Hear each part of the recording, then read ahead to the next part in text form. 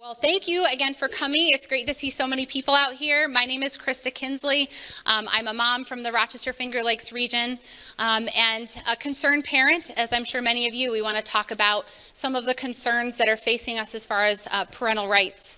Our Bill of Rights, our Declaration of Independence says we hold these truths to be self-evident, that we are endowed by our Creator with certain unalienable rights. And we know that these rights have been given to us by our Creator God, and so we want to reflect on some of those rights. The government does not give us rights, and the government can't take away those rights. Our parental rights right now are a grave concern, things that are happening in our government, and we want to be here to shore up the foundation in our country and the things that have been given to us. Psalm says that if the foundations are destroyed, what can the righteous do? And so we want to be a part of preserving our foundation and being able to do our part in shoring up the foundation. We, the people in our country, are the government. Sometimes we look at the government out there and look at it as us versus them. But in our country, we have this very unique opportunity that we, the people, are the government. And so we want to take that responsibility seriously. We want to take that privilege seriously. And we're hoping that tonight the tools and the information that we give you will help you go forward and be able to do that better. We do have several speakers tonight. We're going to get right to those. We want to do just a couple things first. We have some legislators here that have been supportive of parental rights, and we're very grateful, and we're going to hear from some of those. Let's see. Let's start with Brian Manktolo. Let's have you come up really quickly. Brian, we were going to read a letter from Brian that's supportive of parental rights, but Brian was able to come tonight.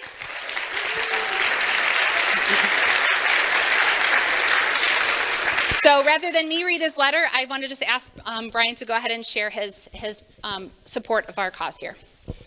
Well, good evening, everyone, and thank you very much for the invitation. Seeing I get to go first, I'm going to take as much time as I want. So, no, I'll keep this pretty short because I know everyone drove here from many, many miles away. So just a couple quick housekeeping ideas here or thoughts. I do go to church in East Williamson at Grace Ridge. And there I like to sit in the back row of the church because I just don't want to be too close to the speaker or the pastor. And this is an election year, so I saw the collection plates in the back. So if we could pass it for my election before the end of the night, that would be great. But no, but thank you for having me out.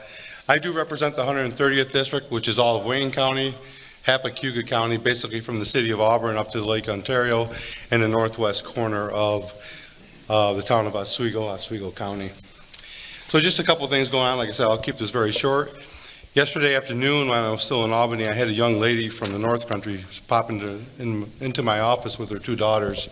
She was a full-time public school teacher. Because of the change in the law, she ended up quitting her job, resigning to homeschool her two girls.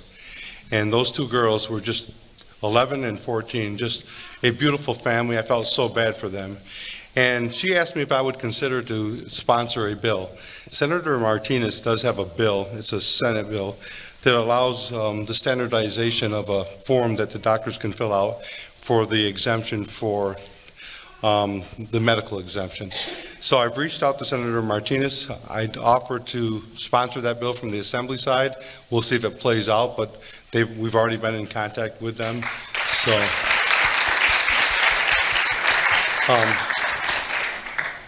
So hopefully I can get that sponsorship. I don't care really who sponsors it, as long as we get it sponsored and we get it to the floor. That's the most important thing. That's the things that we learn in Albany.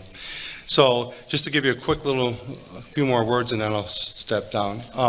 So some of the pieces of legislation to do with exemptions and anything like that, if I haven't signed on to them, I've signed on to just about 95% of them. Today in our office, we went out and looked at all the rest of them that are out there. We are going to be sponsors or co-sponsors to all of those bills that represent what you guys stand for. This is the right thing to do.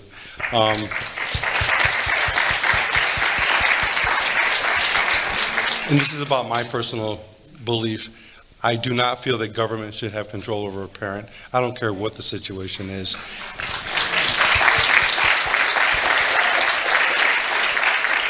Parents know so much more for their children, about their children, and how dare government do that. So, like I said, I'll keep this very short. So I'm here to represent you in Albany. I stand for your rights. I have some cards out on the desk. I have cards with me. Please reach out to my office because I will absolutely 100% get back to you and represent you in a positive way down there. Just really quick, the Reproductive Health Act that I debated on the floor a year ago, that's dear to my heart again because I do have 2 adopted children. And if we didn't have those adopted children, if we didn't have that, and when I spoke about that on the floor, I told the members of the floor, I said, there's 2 women that chose not to abort their child. I've never met those women, but yet I see them every single day in the eyes of my 2 children.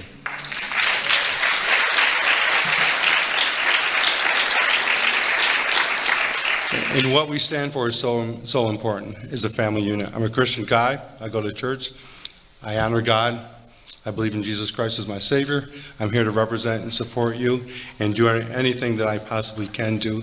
And I'm also a U.S. Army veteran, so I always say this when I speak. To the veterans and their families that are here, their loved ones that are veterans or are active, may God bless each and every one of your families and those individuals that are on active duty or have been veterans. Thank you for their service. Thank you for the service of our first responders and our EMTs. And may God watch over all of us and keep us safe. And we're never going to quit in Albany. We're there to continue the fight. That's what I do. That's what I'm elected to do. And it's a pleasure and an honor to do that for each and every one of you tonight. Thank you.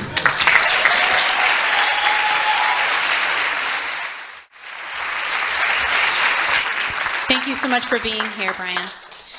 Also, we were able to read some letters from other senators that support us in the area. Previously, when we've met, we do have other support in the area from representatives. We really are reaching into the community to others that can be supportive of parental rights and oppose some of these bills that are coming out, specifically that we're going to hear about, trying to take away medical choice and parental choice when it comes to parents having a say over their own children. We were actually able to get a letter from Mayor Lovely Warren opposing some of these bills as well. And so that's really incredible. Pastor Kevin Pesky has that letter with him and is going to come up and read that for us as well. Do you want to use this one? All right, thank you. I'm Pastor Kevin from First Bible Baptist Church over in Grace. We hosted an event like this, very similar to this.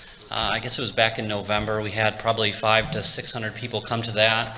I know there's a lot of people that are very interested in this. Although I'm a pastor, my greatest interest is because I have 3 girls that this would impact. Part of my responsibility as a pastor is I also am a president of a Christian school that has roughly 300 children involved in that, North Star Christian Academy in the Gates area. So this is an issue that is very serious to us. Mayor Lovely Warren's daughter actually attends our school, and so it gave me a platform to meet with her. Of course, I see her on a regular basis because of our children's interaction.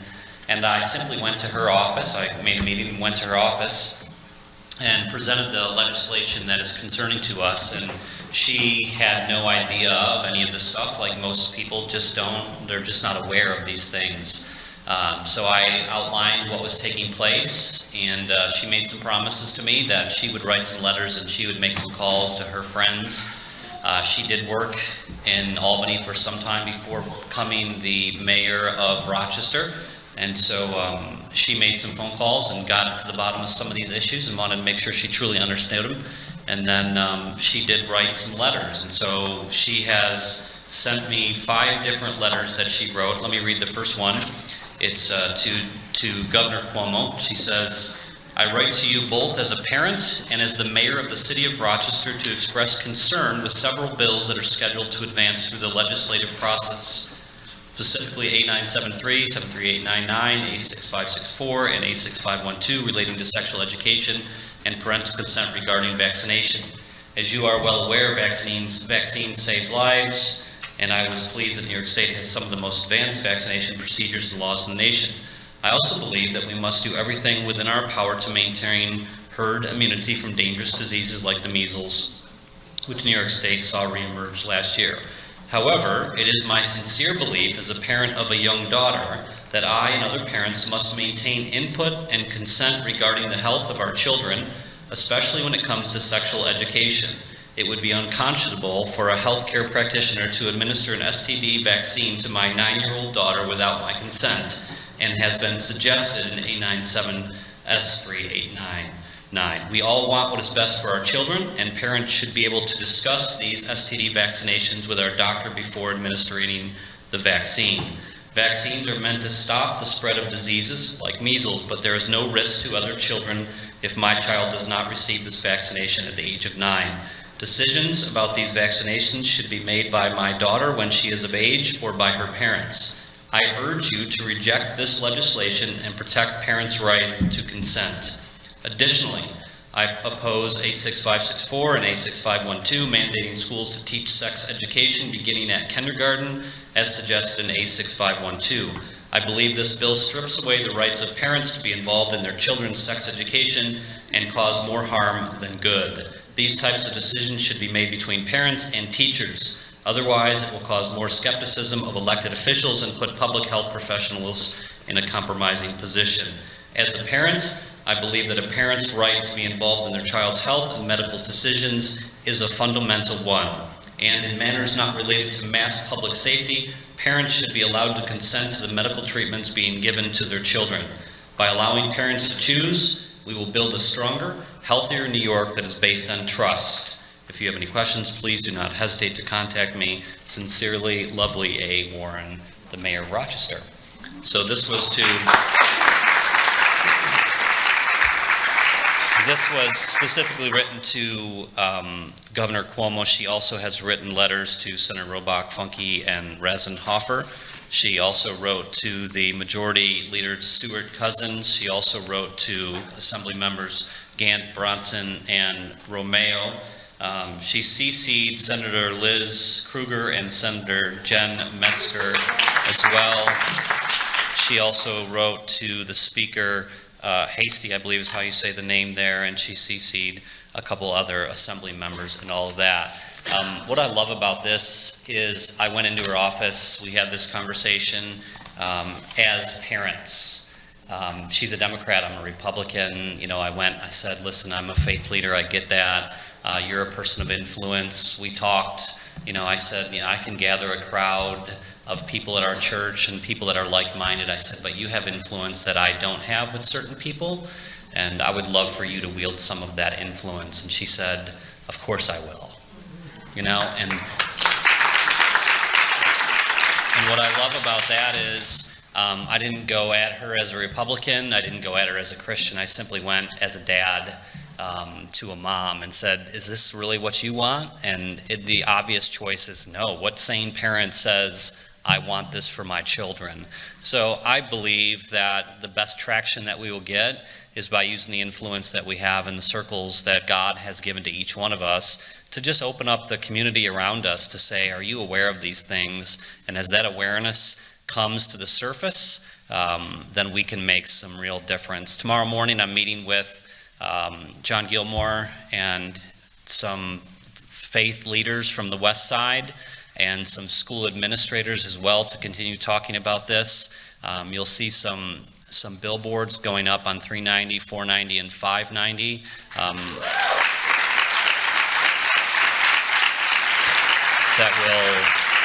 That will kind of address this and push people to a website where they can begin to learn how to take action for all that. So thank you.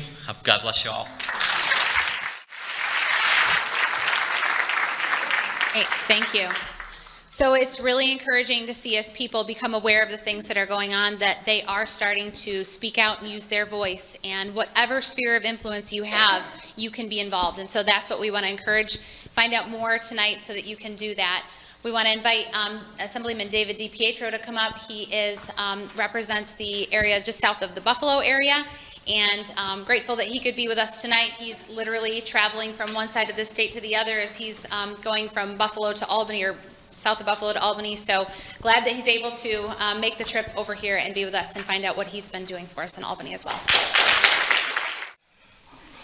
All right, I'm Dave DiPietro, and it's an honor to be here. And I'm very nervous tonight. I don't know why, because I've spoken at so many groups and so many people, but for tonight, there's something going on. I'm excited, but I'm nervous, because normally my speeches are I get up there and I start talking. I start talking about the corruption in Albany and all the bad things that are happening because this state is in a real hurtful unit. And so I try to tell the truth. And if you watch any of my blogs or anything, you can see that I'm right out there and I'll tell you what's going on. And then afterwards, everybody goes, Dave, do you have anything positive to say? So tonight I said, I'm going to try and make this, after about 5 minutes, turn this into a positive thing. So I'm really nervous because I don't know if I can do that. So let me start with, first off, any veterans here? Can we give them a round of applause? God bless you for all you do to protect us. You are the reason we're here tonight, that we can talk about this, and you fought, and what you stand for is totally against what we're dealing with right now. This is not what our Constitution, our forefathers, and everyone else wanted to do with this stupid vaccination and all these other bills that are going through and what our state's becoming. And my father's a World War II veteran. God bless his soul. He'd be turning over in his grave right now watching this, because he fought, he bled for this country, and he was just such a true patriot and my idol. So before we even start with that, I do want to tell you that my faith, if you knew me in my previous life and now, you wouldn't believe I'd be standing here. So I want to just say, I'm here because God has changed my life, and I'm forever grateful, and I want to let you know that's why I do what I do. So thank you, Jesus.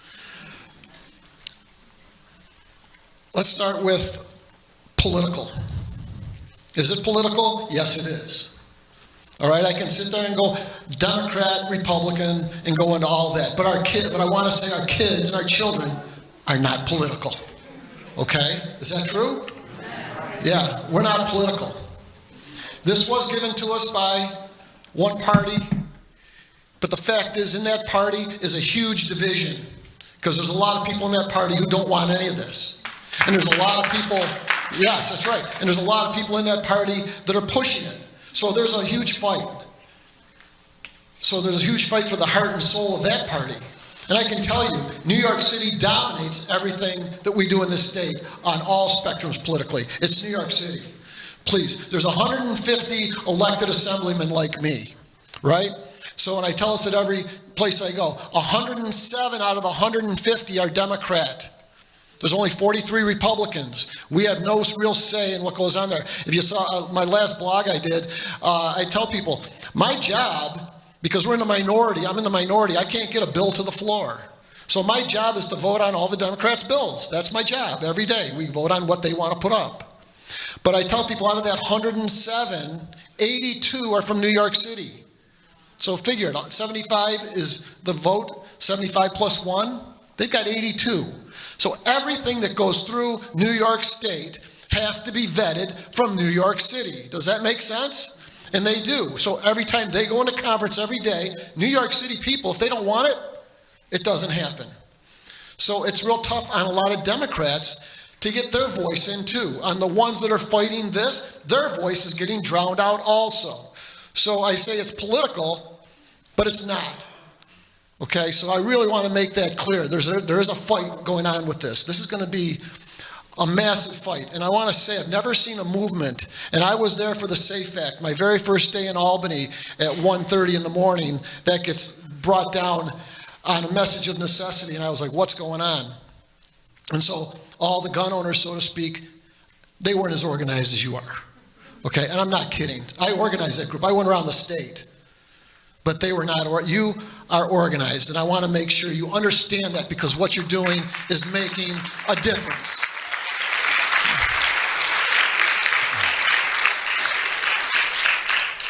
We go into Albany.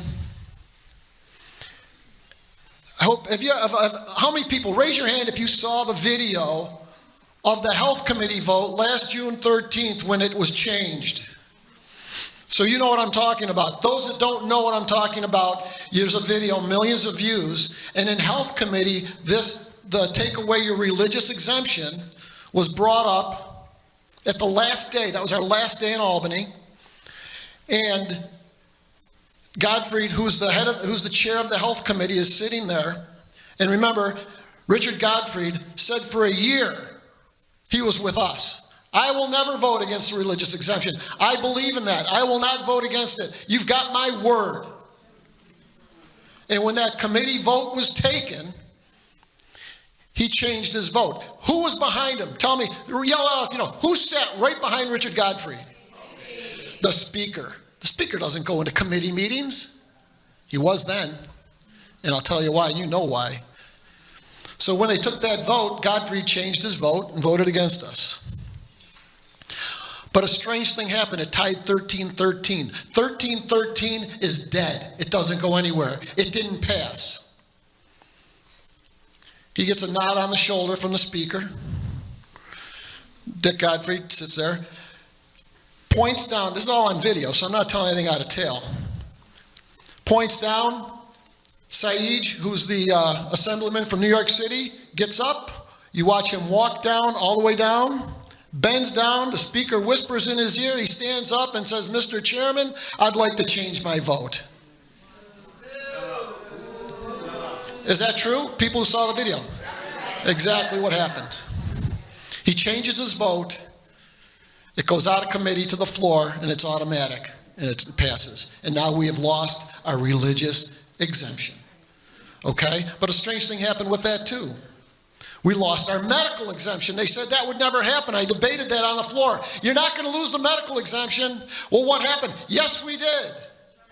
The medical exemption is dried up. I've got a friend of mine who lives 3 blocks from me in East Aurora, New York, calls me up right before Christmas, screaming, crying, and not at me, telling me his story. His 9-year-old son, who had reaction and had seizure when he was vaccinated at 1 year old, his pediatrician now gives him a medical exemption every year until right now.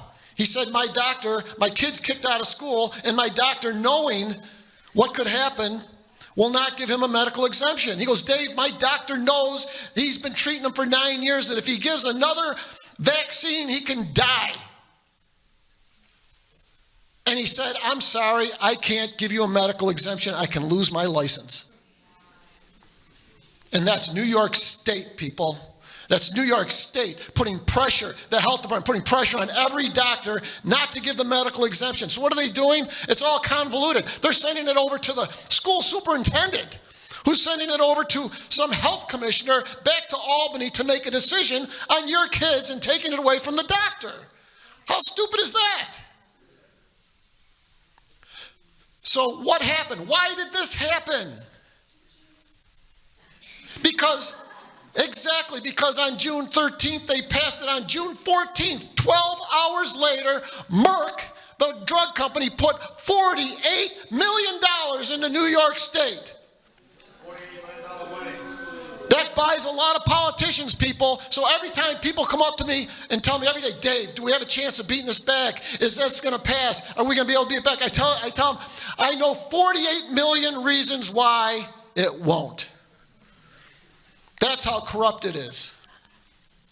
The Niagara Gazette, I think it is, did a big story this week on the money that's flown into. Now, here's where I get political, because as Republicans, both houses are in the minority, so they're not looking at us. But the Democrat Assembly Committee and the Democrat Senate Committee are getting influxed with huge money. There was just, I think, a $500,000 donation to the Democrat Assembly Committee from a drug company. And if you go through the list, there's 150,000, 50,000, 75,000, all going in to those committees. Why? Big money. So why will we have trouble getting it to the floor or getting things passed or getting an exemption, getting this religious exemption back? I can give you 48 million reasons why they're going to not get it back to us. And it's disgusting. And you got to know the truth. Albany is run by money. Albany is run by money.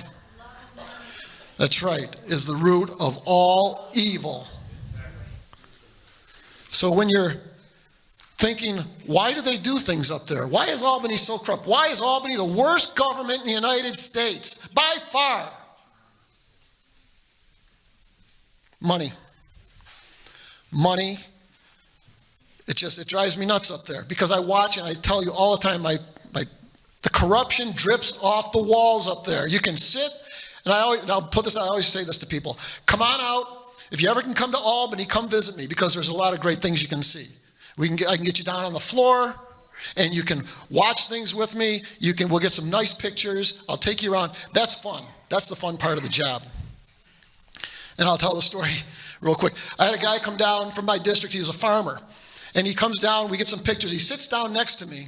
And we happen to get into some serious debate. So he's there for about an hour, sitting right next to me in my seat.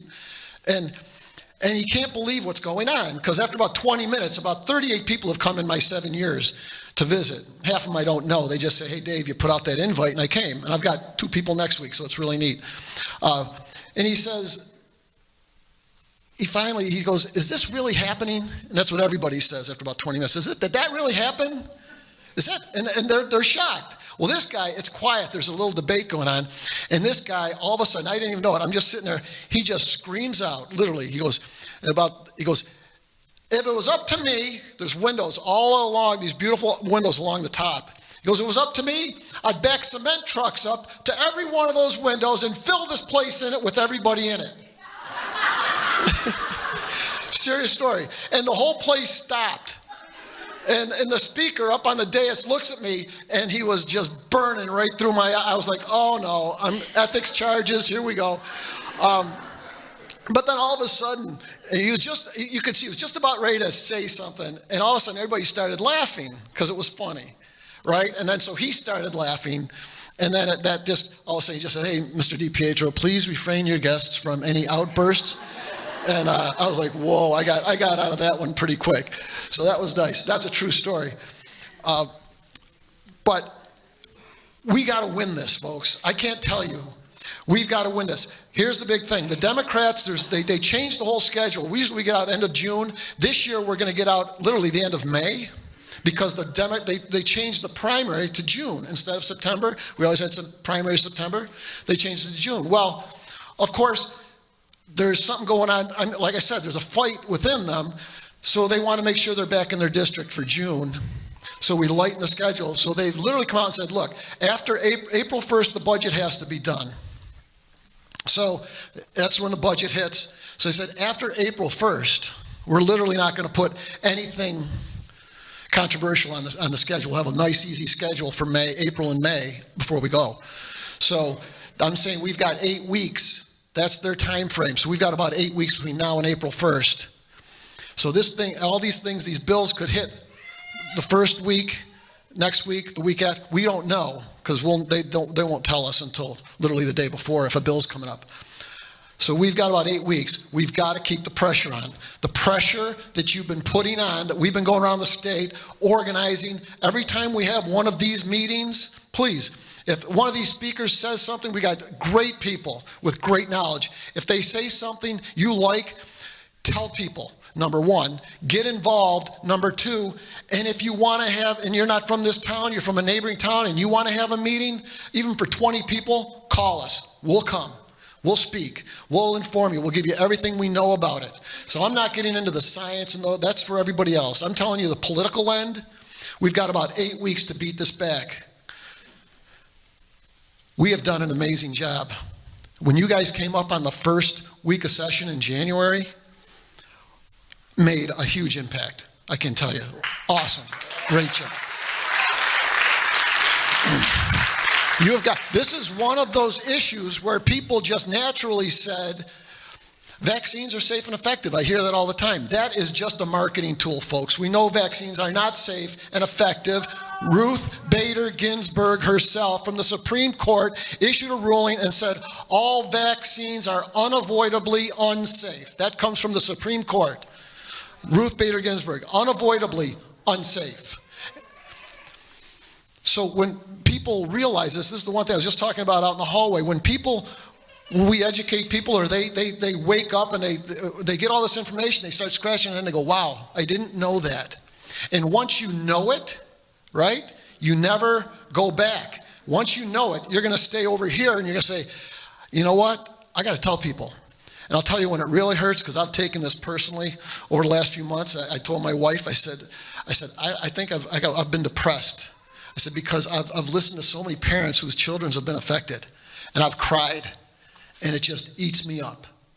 And what eats me up is the fact that when I try to fight it, and I fight it in Albany, I get blasted from the other side. I don't know what I'm talking about. You're a racist. You're a radical. You're just an anti-vax. And I'm like, no, you don't understand. You start talking to 100 people. Start looking at the scientific data. Start talking and know what you're talking about with what's happened. Talk to someone who's been affected. It's not a Republican or Democrat thing. The former mayor of Buffalo, Anthony Masiello, who is friends with the governor. He's a lobbyist for the governor. He works for the governor from Buffalo. 10 years ago, got the flu shot and got Guillain-Barré syndrome. He was in the hospital for like 2-3 weeks, almost died. He's still staunch supporter of the governor, works for him. I see him in Albany, but he's with us. He's a staunch Democrat. This is not political, folks. It's not political. This affects everybody, and when it affects you, that's when you start waking up and saying, you know what, I got to tell more people. And we have. That's what I love. This group, we've gone around the state, and I've gone around the state. It's waking up so many people. And what I always tell, what's the biggest thing about this group is the passion, because everybody here is getting passionate. And I always say, I tell my wife, I go, what I love, it goes down to the fundamentals of time. Don't ever get between a mama bear and her cub.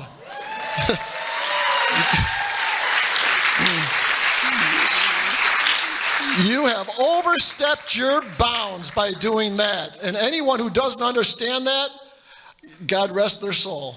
Because you don't want to be in the middle of that fight. And that's what we have here, and that's what I love it, because the passion coming out of it. In Buffalo, I don't think we even have a candidate against one of the people who was all for this and will not even speak.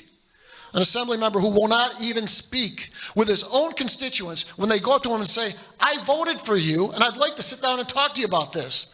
Nope, won't speak to him. So some of these parents have been going out on weekends and going door to door, and there's not even a candidate yet. But they just want to tell people. That's passion.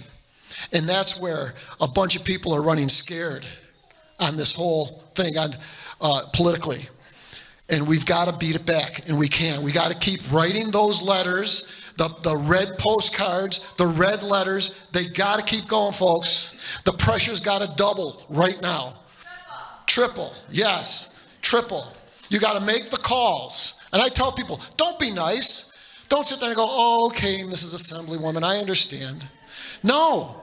You don't get rude, but you're like, look, I'm a one-issue voter. I live in your district, and I'm going to do everything I can to get you out. This is my issue. It affects me. It affects my family. It affects my kids. And if you're not going to be with me, I want you out. And also tell them, I want to see you talk about it. I want to see you on the floor. I want to see you putting a bill up. I want to see you sponsor it and bring it out, because what happens is when 107 and 76 is the vote, that's about 31 votes slush fund, right? So whenever a Democrat, this is the political part of it, and it's true, whenever a Democrat needs the protection and voting no on an issue, they go to the speaker and they say, look, I can't vote on this. Okay, wait till we get 75, 76 to 80 votes and then vote no.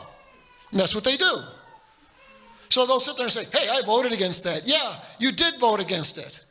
But in my 8 years, I have never seen the 6 assembly people from Western New York ever stand up on the floor and argue against their own member's bill and say, I don't like that. Never. If they do, they're ostracized, they're out. You never, that's one unwritten rule. You never go against, so Crystal Peoples-Stokes in my district puts up a bill. You will never hear any of the Western New York people say anything against it. But they'll vote against it. They'll get their ability to vote. But they'll never say anything in committee or anything else against it. And that's what I got to tell you. Tell those people, those elected members, you want to see something. I don't want to just see you vote against it. I know the numbers, so you got protection. And so you can come back, I want to see you say something. I want to see you write a letter to your own speaker and say, look, don't put this junk on the floor. That's where the rubber hits the road. And that's where you're going to find out. That's why when, is it Martinez, the senator? They've been bugging her for 7-8 weeks to take my bill. First came out with as soon as I came out, I said, I wrote the bill to repeal the religious exemption that they took away from us. And they've been bugging her to take it. Say, take DiPietro's bill. And then the way it works is, I'll work with her, find a Democrat that'll take it and push it, and do something with it, right? Of course, that's the only way I get anything passed of my own is to give it to a Democrat. So I work across here. I got 3 bills passed last year by giving them to Democrats. One bill was from 6 years ago, but we finally got it through. I give it to people I work with. So I said, tell her, she knows the gig. I'll give it to whoever she wants. What did she do? She wrote her own. Why? Because a different language is not the same as bill. So now she's got her own. So she says, I've got my own exemption bill. There's no Democrat assembly person on it, so it's going nowhere.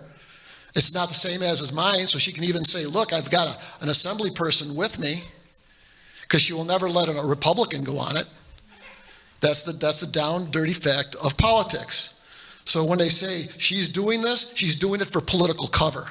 I want to see her get up and talk on the floor, and I want to see her get a Democrat sponsor, and I want to see some action. If I don't see some action, I know she's a phony. And that's politics. And I want you to understand that, because around here, I don't know who all your representatives are, but that's what you got to do. Both sides of the aisle. I don't want to see you just talk to me, because talk is cheap in politics. We all get it. I want to see some action. So I have, I think, 5 or 6 bills. So we have not just to take away religious exemption. As a matter of fact, how am I doing on time? Am I 22 minutes left? What? Did you say? 3. Okay, I'll wrap this up. I've got one bill that says, okay, if I don't know if the New York City contingent is going to allow us to repeal this, because they don't repeal anything, and they love this. So we're not dealing with it. We're not dealing with the same type of people. One of the bills is to allow parochial and private schools to allow non-vax children. What does that do? It doesn't help everybody, but it gives us an opportunity, because right now your only choice is to either vaccinate fully or get out of New York State. And that's not fair. So maybe this would allow them to go to a private, and then they could backtrack and say, hey, you know what? Maybe we did overstep a little on the religious exemption, so we'll allow them to go to a religious school. It's a compromise. So just found out today, I might be able to meet with Cardinal Dolan. I'd like the Catholics to push this, because this would be huge for them to start with, besides all private and parochial schools. This would be something that they could get behind.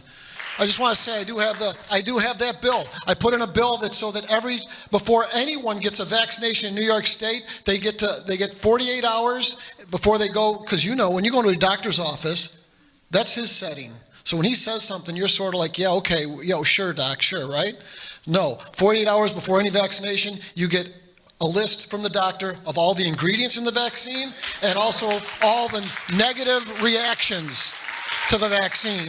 And you have 2 days to do it. So I've got a number of bills. I want to say thanks. My personal Facebook page, people always say, I can't get you, it's filled. Go to my assembly page. I have all my contact information out there. I'm totally targeted, as you can probably imagine. So anything people do that help me, I appreciate it. I love you. We're going to keep this fight going. We're going to win this fight. I tell you what, this movement is the best movement I have ever seen. And I say that. I've seen a lot. We've got it. We've got them on the ropes. Don't let them go. Make the phone calls. Keep the letters coming. Make sure you go right to them. And God bless all of you. We have a dad that's coming up to share with us next.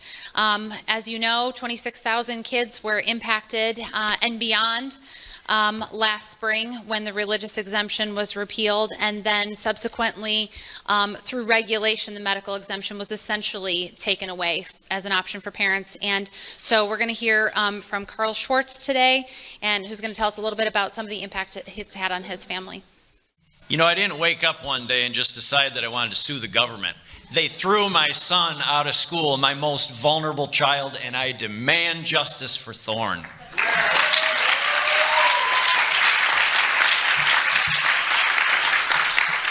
It is long since time that we as parents, Christians, and as a church make our voices heard, stand up to our government, and demand justice for those who cannot advocate for themselves. You know, Thorn didn't ask to be autistic. He has no political agenda. He has no idea what hit him when he was 2 years old receiving his vaccines. He just knows the trauma of living in his own skin, being nonverbal, and trying not to destroy everything that stands in his path because nothing and no one can understand what he's trying to say. That is, until a few years ago, when his teachers, therapists, and psychologists at Creekside, Monroe Bosse's One, and Fairport started to figure out how his brain works. Thorn is an artist. He's a musician. He's me. He has a brain that is both technical, like an engineer or a lawyer's, as well as being artistic. So who knew that such skill sets are housed in the two sides of the brain, left and right? Who knew that if you enter on the side that works more easily for a person, that you can cross over to get to the other side? For Thorn, that means in order to teach him the alphabet, you have to sing it to him. Okay? Now, prior to attending Creekside, Thorn had become the scourge of the Penn School District. At just 8 years of age, he had figured out how to use his cute countenance, irresistible smile, and an engaging personality to cause the women who worked with him to do his bidding. Much to the consternation of his principal and his former kindergarten principal, ARC Executive Deb Fabers-Coons. Thorn is really fast and has an incredible ability to manipulate his environment to meet his needs. At Penn schools, that meant playing his teachers and aides until they let down their guard, and then finding that right moment to bolt for the door and hit the fire alarm, sending the entire school spilling out of the building. Thorn's actions caused the Penn school to decide that they were not up to teaching the disabled, and they terminated their program for such and outsourced that function as a direct result of Thorn Sterling Schwartz. The principal told me that he knew the school was violating Thorn's rights by sending him home, but that Penn had never had a student as severe as Thorn, and that they could not screw all the doors shut at the school like we do at home, and that they just had to send him somewhere else to get schooled. Hence, Creekside starting about 4 years ago. Mind you, it was not easy despite his specialized training. The school district caused us to transport Thorn to school every day, which lasted less than a year. He's a Houdini when it comes to restraints, and on the second day in a row that he figured out how to escape his 5-point harness in the back seat, overcome the child safety locks, and nearly exit the vehicle on a New York State thruway at 70 miles an hour, I demanded that the district take over his transportation. That required the purchase of a school vehicle and the employment of 2 employees, one to drive and the other to make sure that Thorn did not jump out of the vehicle while it was moving down the road. Meanwhile, Thorn kept growing, taller and taller, with longer legs which he could run faster and faster, stronger and stronger, with arms with which he could smash things harder and harder, meting out justice to that which would not do his bidding. Flat screen TVs, windows, windshields, lamps, kitchenware, microwaves, washing machines, dishwashers, refrigerators, and toilets, all paying the ultimate price for not speaking Thorn's language. The slamming sound alone was giving Thorn's cohabitants a form of PTSD, and our bodies were shutting themselves down. I could hardly function enough to earn a living and keep the family functioning. My wife paying the greatest sacrifice, being the one primarily attached to our son 24/7. But Creekside was on, unbeknownst to us. They had figured out how to use the PECS system, It's PECS system of little pictures of objects which they Velcro to a notebook in order to communicate with Thorn. How brilliant! They'd found the one thing Thorn could not resist. A handy-dandy little notebook, just like Steve uses in Blue's Clues. Thorn, having watched all 6,000 episodes 3 million times at high volume, having chosen Blue as his lifelong companion. And no, you cannot do anything that you want to do, or you will get arrested. They lie to our kids in that programming, you know. So their success was, as I said, unbeknownst to us. For while Thorn excelled at school, he continued to live at home life as usual. That meant that he monopolized all of the TV screens in the house with his ADD, moving continuously from one room to the next with Blue's Clues playing on all the TVs and his device simultaneously at high volume. He had no structure to his schedule, never ate full meals, choosing instead to graze continuously, wiping food-soiled hands all over everything in the house, doorknobs, appliances, furniture, and yes, even us. 2 years ago, it got so bad I could not take it anymore and demanded a meeting with the school and his therapist and teachers.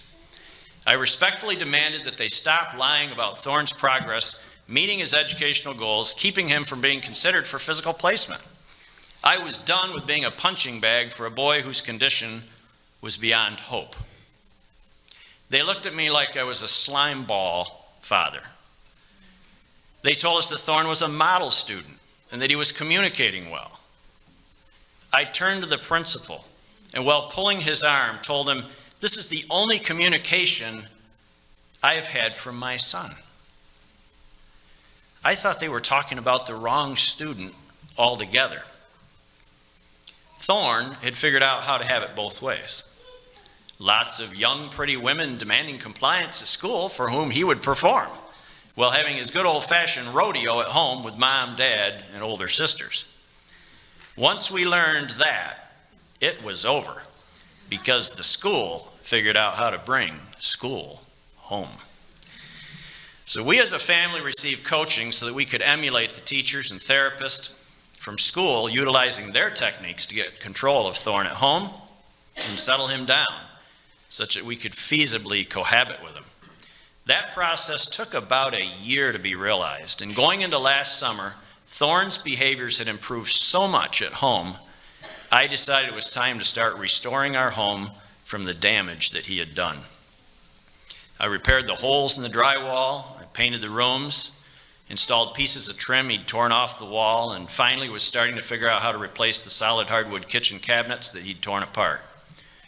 Time is always limited, and as summer was about to pass us by, we left for vacation. Thorn going to camp at Rotary's Camp Onsiawa on Seneca Lake, a life-saving time for the families of our most disabled kids to get a break from the continuous onslaught that is experienced 24/7 with so many of these kids. Upon our return from vacation, everyone went back to school with high hopes of what the future held. Thorn's condition was so improved, I had even voiced that I could actually finally imagine living with him for the rest of our lives. And then it hit hard. The school sent a notice that Thorn had to be fully vaccinated or would not be allowed to continue to attend Creekside. My wife showed me the notice, and I told her there was obviously a mistake. She just needed to resend the doctor's exemptions from the vaccines to the school. She followed up and was told that school was denying his exemptions and that Thorn had only days left to be in school. Are you kidding us? He can't be vaccinated, and there's no way we can survive his not being in school. Our lives are just returning to the closest thing to normal we've known in a decade. And now they give us a week's notice and just throw him out of school. I was furious. My sanctification started 50 years ago with overcoming anger. If there's one emotion that's easy for me to act on a stage, it's anger. It comes way too easily for me. So in this case, I decided to use it righteously. On a Sunday morning, while waiting for the church service to begin, having transported one of my daughters who was serving that day, I sat in a chair in the nursing mother's room and drafted a lawsuit against the government. My first act of worship that day.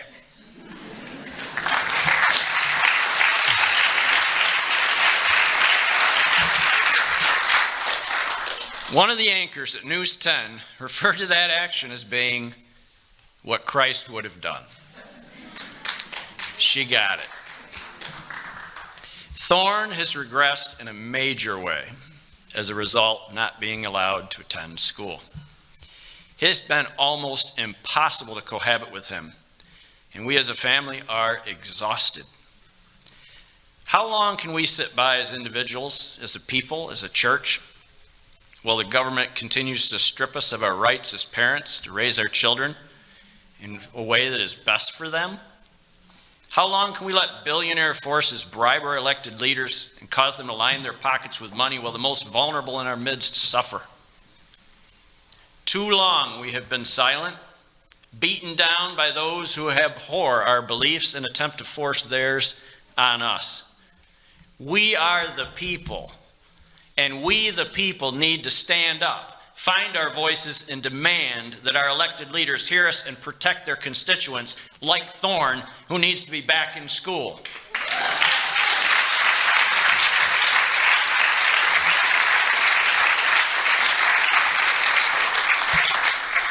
Just last spring, I finished my studies at Northeastern Seminary on the Roberts Wesleyan campus. I made a comment in one of my very last classes about how ineffectual the modern day church is at influencing the culture. Professor Elizabeth Gerhardt responded, "Oh, I disagree, Carl," and then said that the church has a huge impact when it speaks. I pondered her words, and she is right. The church can hugely impact our culture, but it must find its voice in order to do so. It cannot sit silently on the sidelines while billionaire forces bribe our elected leaders into doing their bidding at the expense of our losing our freedoms to parent our kids and raise the next generation to be God-fearing and hardworking citizens. So, this is the challenge we face this day. Thorne has court coming up February 21st in Yates County. 2 o'clock in the afternoon. Judge Daniel Doyle has been appointed to his case. Many of you are aware of Judge Doyle and some of his rulings. There was today a motion to be argued in the afternoon by the attorneys trying to get Thorne back to school. And I was in first Syracuse today and then Rochester and driving all over the place. But our attorney, Patty Finn, is here with us tonight, and I'm asking her to come up and tell us what we learned about Thorne's case this afternoon.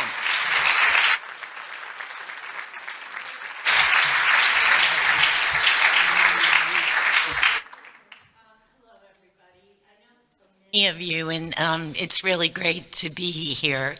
Anyway, today I was driving to court, and I got a phone call from the judge. And I thought, well, that's odd. And turns out Thorne is back in school.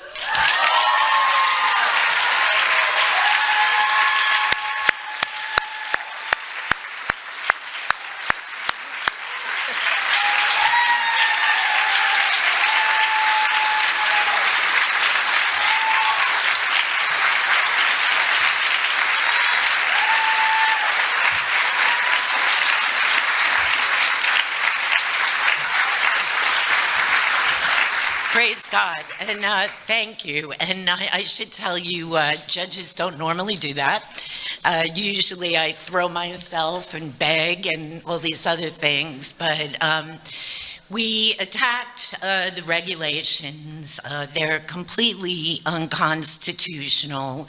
This is not about religion, more about medical exemptions. And I used your video on the floor, Mr. DiPietro, and it was very effective. And Carl had done a lot of the work. So anyway, we won.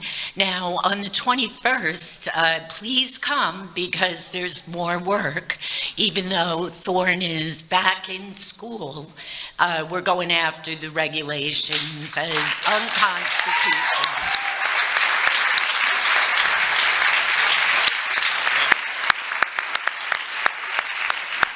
Yes, please come out on the 21st, because a win for Thorne is a win for our family.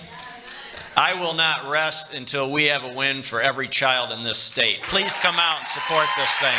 God bless you. Thank you for allowing me to speak tonight. Feel a little lost for words there. We love the Schwartz family, and I did not know that piece of news, so that makes my whole year, that news. So that's incredible. Praise God. Whew.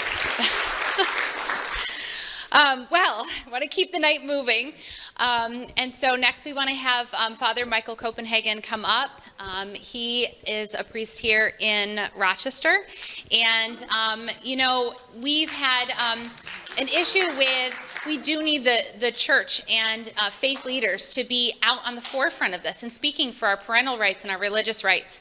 And, you know, back in the spring, we lost our religious exemption. There were pastors that wouldn't speak up or pastors that just didn't know it was happening.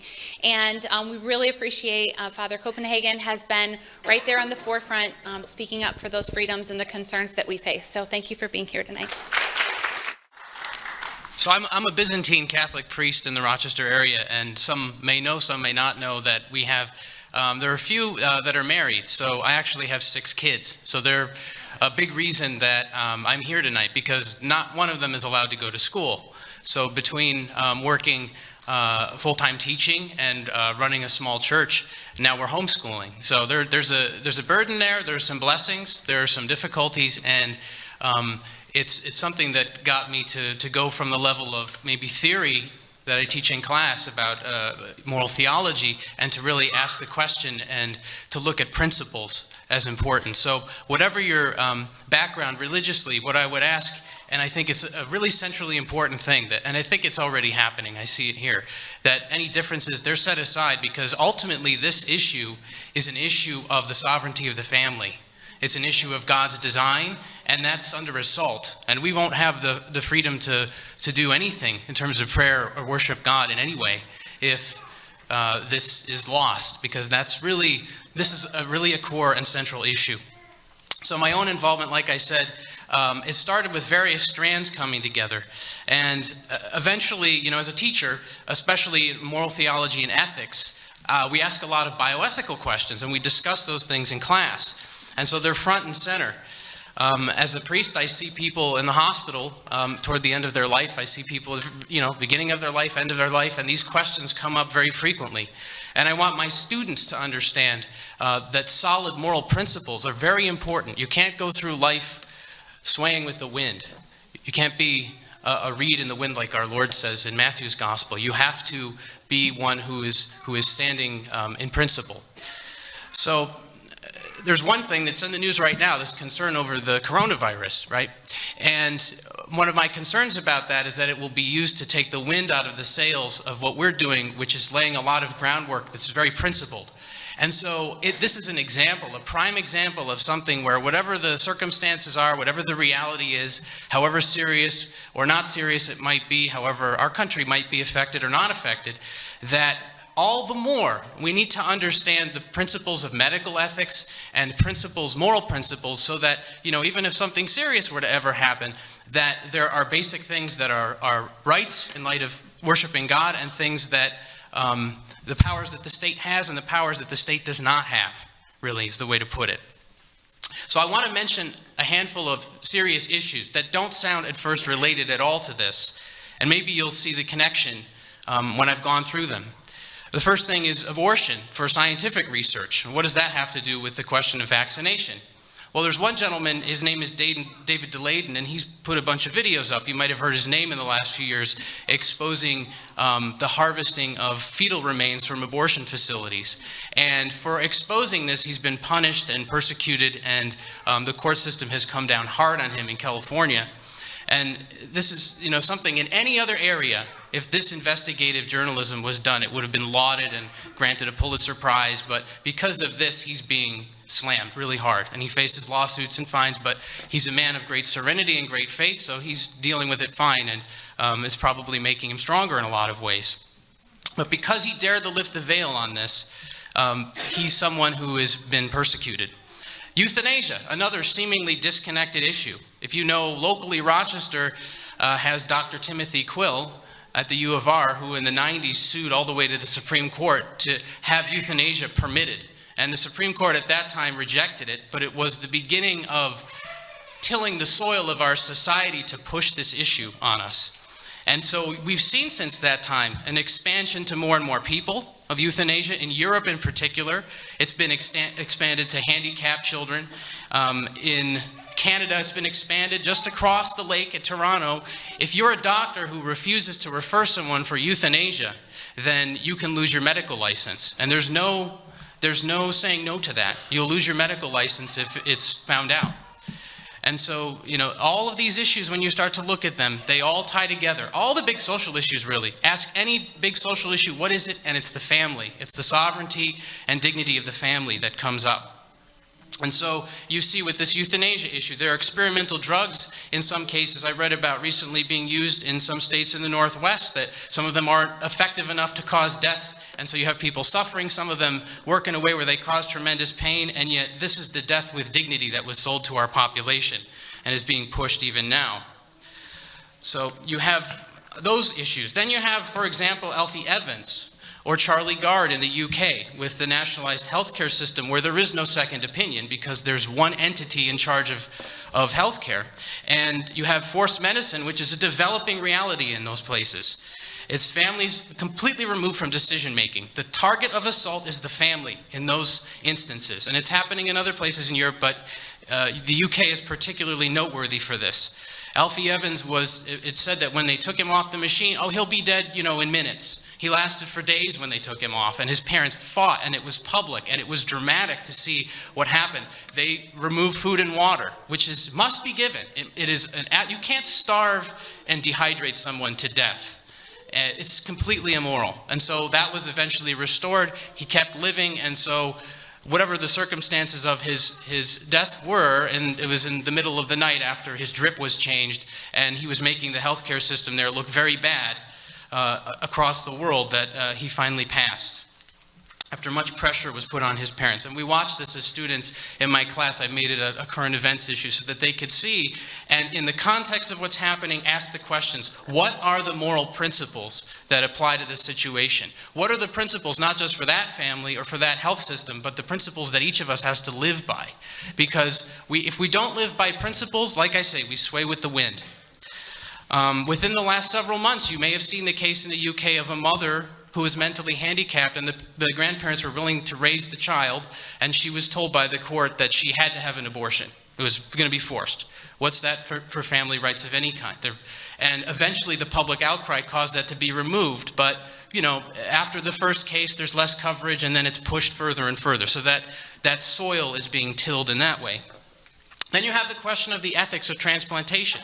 What does that have to do with the vaccine question? Well, the basic principle, the moral principle, when we're dealing with someone toward the end of their life, is that you can't be the immediate cause of death. It may be the case that their body can't sustain itself in God's plan, but we can't ever directly take someone's life. And that's the line we don't cross.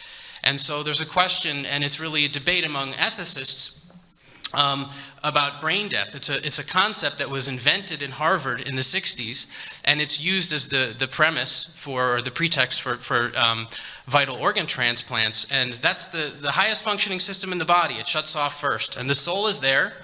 by any stringent application or strict application of doctrine. The soul is there. Because death is when the soul leaves the body. The soul is there, the body's still metabolizing. It might need help with breathing, but the soul is present. And yet this standard was created in the exact same year as the first successful transplant of vital organs.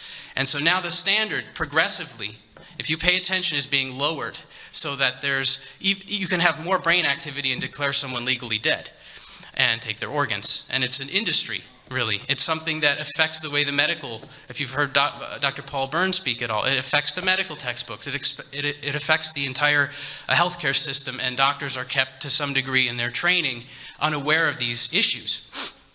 So you have the question now, which is being pushed just in the last few months. It was discussed recently in an ethics journal of a doctor in Harvard who's pushing the idea. And when it goes from the intelligentsia in the universities, it takes a few years, but it trickles into common practice. You have to pay attention to what they're saying. Now they're saying, well, let's get rid of brain death altogether, and let's simply have, voluntary organ donation for the first week. And then it's not voluntary anymore. So you see this. So then we look across the ocean at China, and they're a model of where this goes if you have a communistic type system. You have organ harvesting of political prisoners, which they completely deny, but there are defectors and many instances of these things being revealed. There's one article that I shared with my students at school that it was somewhat graphic, but they're high schoolers, and certain things, it's not as bad as what they see in a lot of movies they watch. There's certain things they have to understand the reality of the world they live in within the bounds of preserving their innocence. But knowing the principles to live by. And in this instance, it's a description of a defector who was in the Army there as an Army medic, and he was forced to participate in an organ harvesting practice without the use of any anesthetic of any kind on a living political prisoner. And this is done as an industry there. It's done as an industry. They have, it was described, lanes in the airport that take organ tourists in, and then the organs of that individual are swapped out. Within days, you can be off on the plane back to whatever country you came from, and the person who died has there's no record or acknowledgement of that. And this is a very profitable practice, hundreds of thousands of dollars per person. So when money precedes the life of a human being, when the means becomes the end, that's where you end up. And this is happening in public view in our world today. And the question that comes up is, could it ever happen here? There are a lot of things happening now that you thought could never happen here, if you think back a few years, a decade or 2 decades. And the answer is really in one word, if you wanted to take away one word from what I have to say tonight, and the word is principle, moral principle. When we lose sight of principles grounded in moral truth, anything becomes possible, and it's a matter of time. Probably not next year or the year after, but when we concede the principle, when the principle is conceded, that's where things head. When biological or bioethical principles slip in a society, things head in this sort of direction. When state power and self-interest trump right and wrong, when your neighbor becomes a means to an end, that's when things head that way.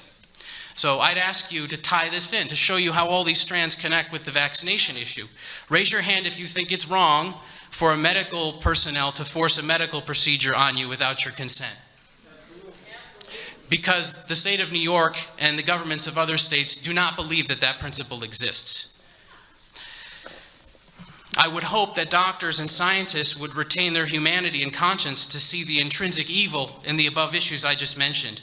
But if they do not, where do you stand if there's no recognition of your right to refuse and participate directly or indirectly in your own medical treatment? How does this relate to vaccination? I've come to realize recently that beneath all the scientific questions you might have about this, you've stepped into the issue that currently represents in our country the heart of a war over the most basic of principles. This is a winner-takes-all situation. You have to see it that way. And the principle at the core of this is precisely where we keep or lose the whole bioethical realm, along with all accountability from scientists, state bureaucrats, government officials, all accountability that they might have to parents and citizens. And the question is whether it is necessary to undergo state-mandated medical procedures to participate in society. That's the question. Is it necessary to undergo state-mandated medical procedures to participate in society? And that is a question, when you really think about it, of biblical proportions. Not during a plague or a true crisis. I mean, it might be the case if the bubonic plague was spreading, people would say, I'll stay in my house.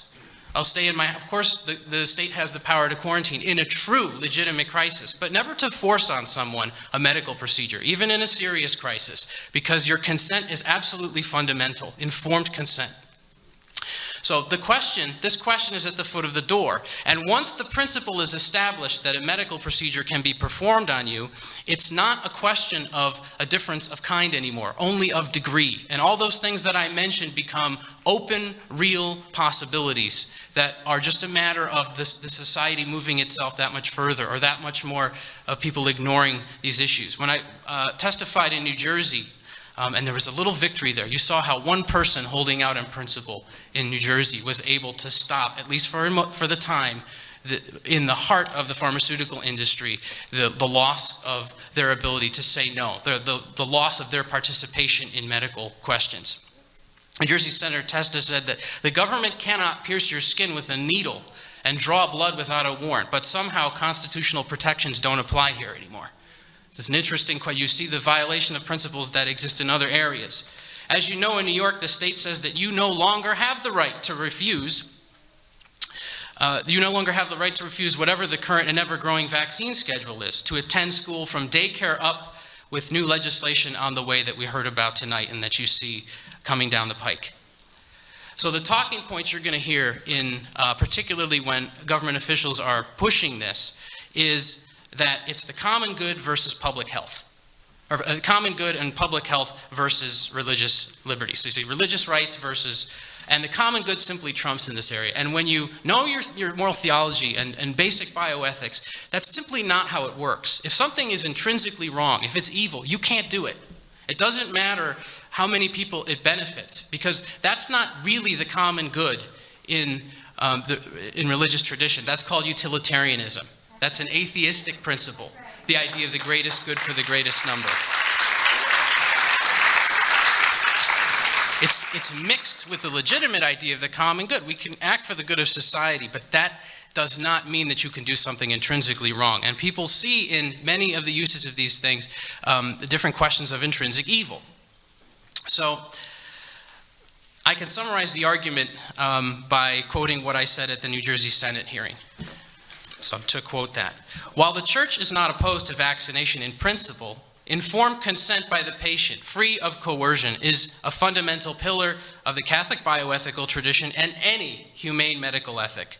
Coercion absolutely undermines informed consent and the most basic tenet of the Hippocratic Oath, to do no harm. That concept which binds doctors above all the rest, to do no harm. You're meant to do good, not to do harm, because to violate the conscience of the patient by overriding their refusal of a procedure is violence against the body and the soul. It is the most basic harm. It contradicts and undermines all legitimate public health. It abandons the physician's duty to care for the patient rather than to become their master. There is little more hardline, forceful method of coercion than to ban an entire segment of the population from public life, from school, from daycare, and from the standard means of association with peers. Consent means nothing if there is no right of refusal. And you, those public officials who support this, would make the price of refusal a permanent state of segregation, isolation, and banishment when there is not even a temporary claimed public health or infectious disease crisis. You would make the forfeiture of consent the price of citizenship, which by that fact ceases to be citizenship, but in principle becomes slavery. Your measure not only strikes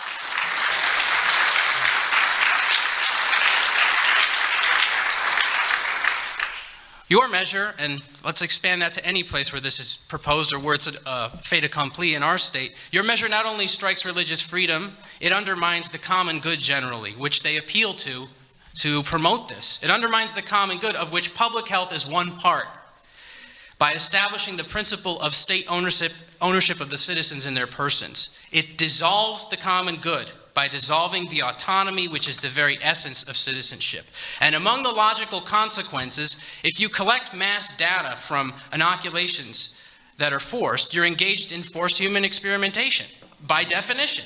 If people are injured, you're engaged in forced harm, and you see instance after instance of that. And those who profit have no liability or accountability. In the Catholic tradition and in every good and free society, parents are the natural, God-given primary educators and guardians of their children.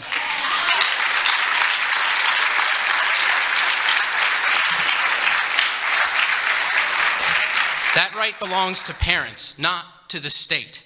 According to one source of teaching we have, parents have, quote, the right to choose a school for their children which corresponds to their own convictions. The right is fundamental.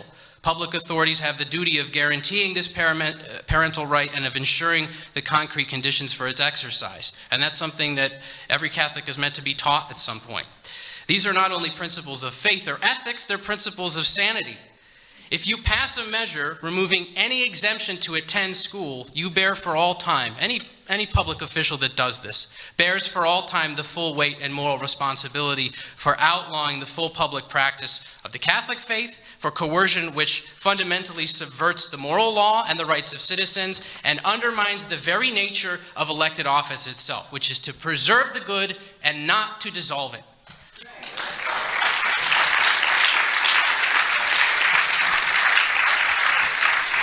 So the point is, essentially in what I had said in New Jersey, is that mandating medical procedures is not just wrong from a religious point of view, but from the basic standards of medicine and from public policy. It fails in every area. It's not just a question of religious rights, it's a question of basic principles. And so this year as a New Yorker, I had to insist on refusing coercion on behalf of my children. I can't concede in particular because I was being required to participate in an immediate serious evil, which is the reception of a vaccine produced from aborted fetal cell lines and vaccines with other moral questions.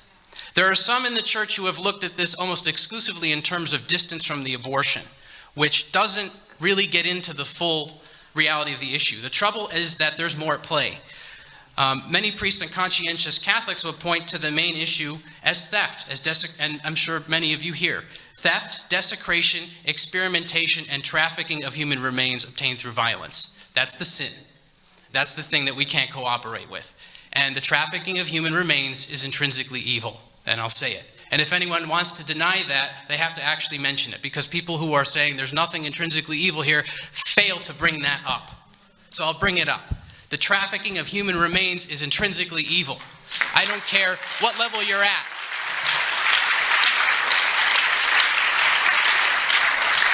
And if anyone wants to say it isn't intrinsically evil, particularly in the church that I represent, then they can look at what John Paul II wrote, which basically tells us it's intrinsically evil. He specifically condemned the acts of trafficking remains in several addresses to medical doctors that were related to the question of transplants. As a recipient of a vaccine derived from human remains that are obtained through abortion and that are being trafficked and sold as an object of commerce, I'm an essential player in a commercial chain and user of that product. Some of the doublespeak has been, well, the multiple abortions required to procure the immoral cell line are from a single child, and it's historically distant. You hear that.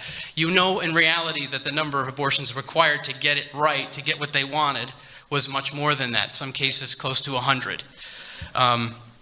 And that's in several instances. And China just developed its own competing cell line so that we can have vaccines that are made from another human being whose life was taken. And so there are multiple abortions required. And the historic distance of something, and for someone who's rooted in Scripture, I think you'll understand this better than most. The historic distance of something doesn't make it less evil. Otherwise, the fall of man would not be affecting the world today. Everything is affected by that, and yet it's the most historically distant thing in human history. So as a recipient, I'm an immediate player in that. And I respond to these issues of saying it's just a single child, it's historically distant. And to speak about that in terms of the garden, well, it doesn't contain cells from the child, they'll say. That's another argument that's given. And technically, they're right. Legally, under If you were to bind them, they're right. It doesn't contain the cells because the cells are degraded to the level of DNA and protein, but that DNA and protein is there. So it's like taking the cells and you put them in a blender. Oh, we're not injecting cells anymore. Well, no, you're injecting the lower level. You're injecting something that remains a degraded form, but you're still, in principle, using human remains as a form of commerce, and you're using it from someone whose life was taken. So that's with that particular issue. So, and that makes its way into the final dose. There's no question it's admitted. And so when they deny it, they're just kind of shifting. So the moral tradition tells me that it's never permissible to do evil for a good effect. And this is an immediate participation in a serious issue and a serious evil. So scripturally, if you were to look, where does Scripture touch on these things? If you look at Tobit, and the mandate that he had to bury the dead at the risk of his own life. And it's interesting also in the book of Tobit, he refuses to partake in anything which could be stolen. So theft and the design by God that we honor each other with this work of mercy by burying the dead. And that's what's being refused. There's a sin on that level. Eleazar refused to break the old law by consuming something unclean, or even to pretend to do so. They said, eat pork. So I won't even pretend to eat it, because to do so invites others to commit evil. In the New Testament, it's interesting where this is. I was thinking about, where is this in the New Testament? It's in all four Gospels, in the heart of Scripture. It's in Matthew, Mark, Luke, and John. And it's when our Lord goes into the temple, and he's mad. And being God and man, when he's upset, it's a perfect anger. It's perfect righteous anger. And it's exactly what it should be. Not an ounce more, not an ounce less. It's exactly what it needs to be. And he's the most angry in his earthly life. He manifests the most anger when he goes in there, because he sees God's people being taken advantage of, being used in a deceptive type of commerce. So that in the course of trying to honor God and something sacred, in a sacred place, they're being abused commercially. And so that's exactly identical to what's happening here. You have the use of commerce, the abuse of commerce, and something sacred, the remains of a human being. And so you would think, what does our Lord think when he looks upon this whole situation and asks, how can people make excuses for it and say that this greater good trumps that? If something's an intrinsic evil, we can't do it. And so there are other moral issues as well, not just the question of the fetal cell lines that are used. There's a mandatory vaccine schedule, which is untenable because each preventative medicine can pose specific moral problems. The cases in point include, but are not limited to, the fetal cell lines, the Gardasil, the flu shot, the flu shot in terms of the effectiveness of it. If something is admitted to have a low level of effectiveness, you can't mandate it because you're telling someone they have to use extraordinary means. With Gardasil, the claim is mainly that it prevents remote health consequences from immoral behavior. And this is equivalent, if you think about it, to distributing condoms to school children. Except in the case of condoms, which most people of conscience wouldn't support, being distributed in school because it encourages immoral behavior, those would at least be somewhat preventative as a disease barrier. But with Gardasil, the claims are much less, and there are many consequences possibly there in terms of disease and other things. And it doesn't prevent the transmission of an STD, maybe some consequences. So basically the principle there is, with Gardasil, it's not morally permissible to commit an act which is contingent on the presence of the personal intention to commit sin. I can't distribute a medicine to you if it's only useful if you're going to do something wrong with it, right? If you're going to use it as a pretext for sin, especially grave sin. So I can't produce and keep written escape plans for a violent bank heist, which only have use if I'm going to commit the heist, the sinful act. Similarly, a prenuptial agreement. We'd say it makes a marriage, a sacramental marriage, invalid because it's concrete proof the parties don't intend to stay married for life. They don't understand what they're entering into. So plainly put, moral theology does not make provision for the best way to do something wrong. You have to do the right thing. Normally, Gardasil only has value when there's an intention to commit sin. And cases of rape which are brought up, they're too statistically low to be a basis to universally mandate someone, even if there could be some side benefit from it, especially something that requires periodic re-inoculation, which is the case with that. With the flu shot, let's look at something else on vaccine schedule that's being proposed as mandated. The annual flu shot has tremendous admitted variance, and I'm using all of their science. I'm not stepping into the scientific issues at all, and all of a sudden you're seeing all these issues arise. The admitted variance in its efficacy, sometimes they'll say 20%. That was something I was hearing perhaps this year. In recent years, the efficacy is all over the place. So we got the wrong strain, they'll say. A medical course which is of admittedly little effect always constitutes extraordinary means in moral theology. And extraordinary means are those which are optional, never obligatory. When you're in the hospital, unless your body rejects it, you need food and water to survive. But you don't need an experimental procedure. You don't need to agree to that. And so a flu shot in that instance would be something like extraordinary means. With tetanus, a non-communicable and rare disease, tetanus cannot be mandated on the basis of group immunity, yet it's mandated using the reasoning for the communicable diseases. You see all these logical problems, and you see these issues that make this whole thing untenable. And for pro-abortion policymakers, for politicians, this is fundamentally a philosophic contradiction. So if you're a pro-abortion policymaker, you hold the prevention of an indirect, unintentional, unlikely effect on another person justifies the universal violation of their bodily integrity. Meaning that there might be a good effect from this, so I can force this inoculation on you. Then on the issue of abortion, you hold that bodily integrity is inviolable to such a high degree that it even justifies the direct and intentional termination of another human being's life. Those cannot be reconciled, those positions, at all. It's absolutely philosophically and morally bankrupt.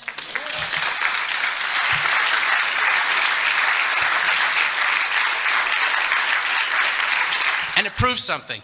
It proves the rhetoric is a lie, because it proves that you care neither for the woman's right or the children's health, but for your own power and status. And like I say, everything I've said so far holds true, even if these products are 100% safe and effective. So what about the claims of safety and efficacy? Well, without getting into any numbers or science or pretending to be a doctor, what I would say is this, just as a philosopher looking at this. Too many conflicts of interest are there in the scientific evaluation of these things. The corruption I saw in New Jersey in particular, the home state of many of these companies, things I don't want to repeat in terms of like people who are against this being kept at a distance and people who might represent the pharmaceutical companies being brought in advance, that sort of thing. Look at the $48 million that was mentioned tonight, that was given the day after. There's not even public shame at that kind of graft. Tons of people that I've met have personal stories to tell that seem to conflict with the data as it's presented. So there are all these issues. And there's excessive counterindications in these personal experiences that say the safety and efficacy is something that we need to look at, and even admitted in their own inserts. They'll say one thing and then say something else. So we have outbreaks, for example, in places where there was a whooping cough outbreak in Texas last month, with a 100% vaccinated school population. So it's effective. And you had that in other instances as well. The question goes beyond government legislation and corporate profits. It's spiritual and it's fundamental. We do not win or lose this issue at the level of legislation because an unjust law is no law at all. If you cooperate with an evil law, then you are aiding and abetting and giving life and force to that evil. This is a spiritual struggle. At the spiritual level, this is not about control of your body even. It's getting you to go along ultimately. It's cooperation of the will. And that is the purpose of any tyrannical government. The kingdom of evil in this world and the kingdom of darkness, that's the end of the enemy of our human nature, to get our will, to get us to go along.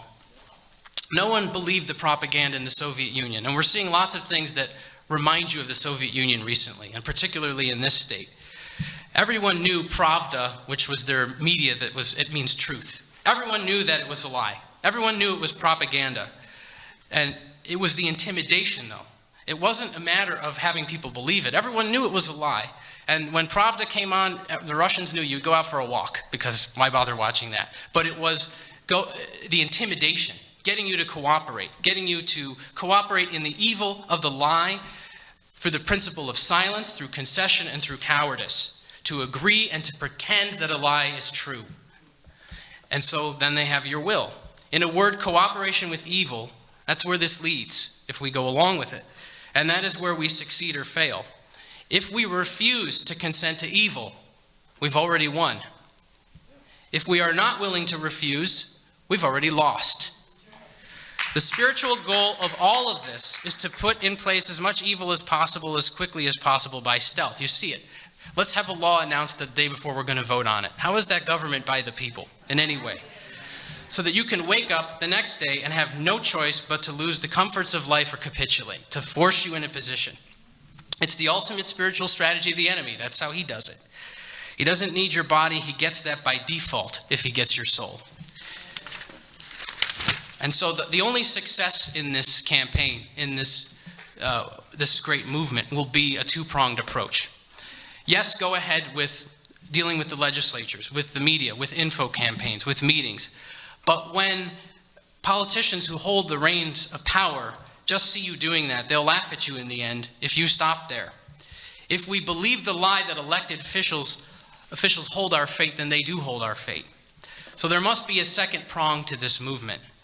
The willingness to hold together and to show up in person and to demand and to stop acts of intimidation at the local level, at the grassroots level. It means being willing to stand up as a group if CPS is singling out and intimidating someone. When people are singled out and intimidated, you have to get together and show up at that court meeting. Let the judge know how many people feel. There's pressure. He's not completely detached from reality. There's a certain pressure that's given, and maybe even a conscience is called forth. And when you will not give up, where you will refuse to cooperate with evil at all costs, which sometimes costs everything in life, that is where success and the brightness of your children's futures lie. If you waver, consider this. Capitulation to evil is not an option. Once an aggressor has one thing, they'll come for the next thing very quickly, and you see that in our state. Capitulation is not an option because when you know that something is evil and you give into it because you fear suffering, not only will you suffer more in the end, not only have you capitulated a freedom or a principle, you've capitulated your entire self to that evil, an entire self made in the image and likeness of God. Capitulation is not an option. Only firmness with God's strength, firmness in truth, in hope, in love for our neighbor, firmness in principle, and when it seems like everyone in your world is saying 2 + 2 is 5, just say 5 and you'll get your life back. Just say 5 and you can live in peace and prosperity. Just say 5 and we won't hate you anymore. There's only one thing that you can say, one option. You say 1, or you say 4. I don't teach math. So I keep hearing people are afraid, particularly at the individual level. You say 1, right? That is why we are losing for the moment, perhaps. I see the tide of this turning. When I wrote this, it looked that way, and I see the tide turning a bit. People are afraid of losing their rights, but rights aren't on loan. Rights are from God, and you can't lose rights, but you can refuse to exercise them. Our only option is to exercise those rights. So in the name of Jesus Christ, I say to you, do not be afraid. God is ever victorious. The war is won. You only need to fight the battle and be counted as a soldier. There's one answer that can be given when evil demands our soul and when opposition to evil requires prayer and suffering. They're the words of our Lord. Blessed are you when they persecute and calumniate you and speak all that is evil against you unjustly for my sake. Be glad and rejoice on that day, for your reward is very great in heaven. For so they persecuted the prophets who were before you. We have to remember above all that we are not going to save ourselves, but that God has already provided the means to save us. We have to accept the good, to cherish life, and refuse to cooperate with evil under any circumstances. And we have already won. Bless you. That was so good, I forgot I had to come up here again. Our final speaker is John Gilmore. He started the Autism Action Network, and he has been a tireless advocate of parental rights. I can't imagine how many pairs of shoes he must have worn through the shoe leather last spring, because when so many people were not speaking up and were not there, he was there. He was in Albany, and so we thank him for his tireless efforts, and thank him for being here with us tonight.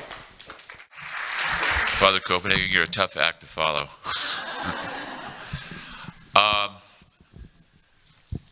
To sort of segue from that really moving speech, I think What I would like to talk about is he talked about two prongs. He talked about one prong, the sort of philosophical and the religious prong, and I'm going to talk about sort of the more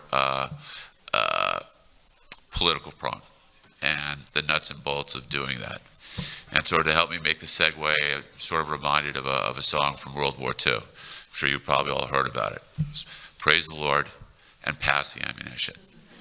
And I'm going to talk about passing the ammunition and making ammunition and using ammunition in the political realm, right? Because that's what I do. Just to tell you a little bit about myself, I became a political activist about, 18 years ago. I have, my son is actually 20 today.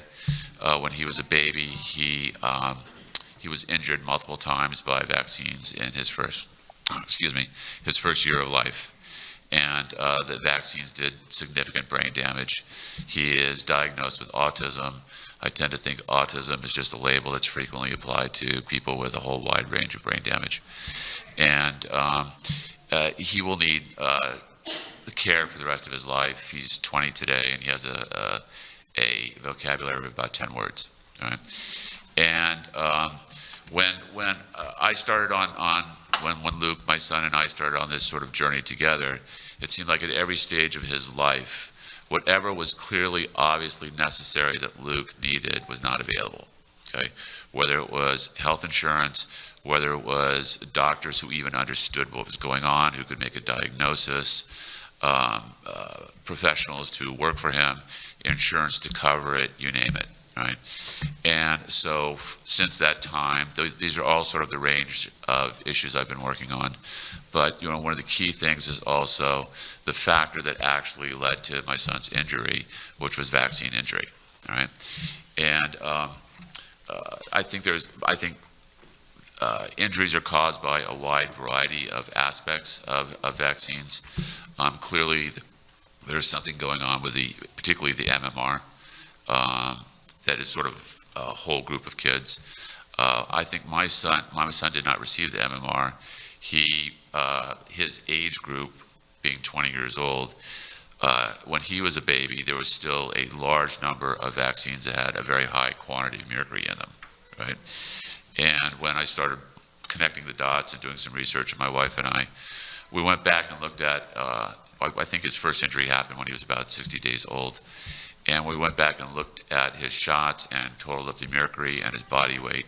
He got 87 times as much mercury in his vaccines on his 60th day of life than would be considered safe for a full-grown adult to eat, right?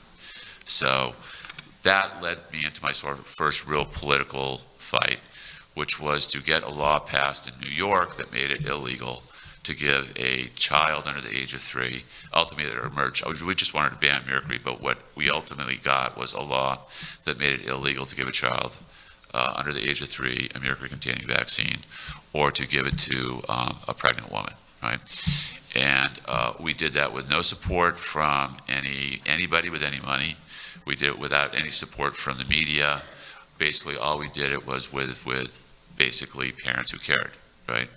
And we're still in that situation. We're up against the pharmaceutical industry, right?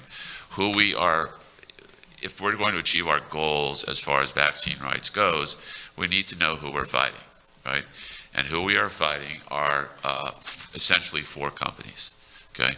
Merck over there in New Jersey, Pfizer, which is headquartered on 42nd Street in New York City, Sanofi, which is based in Paris, and Glaxo, which is based in London. They're the 4 largest drug companies in the world. They're also the 4 largest vaccine manufacturers in the world. And between the 4 of them, they control about 80 to 90% of the vaccines produced in the world, right? That's who we're working against, right? They're huge, they're enormous, they're international, they're global.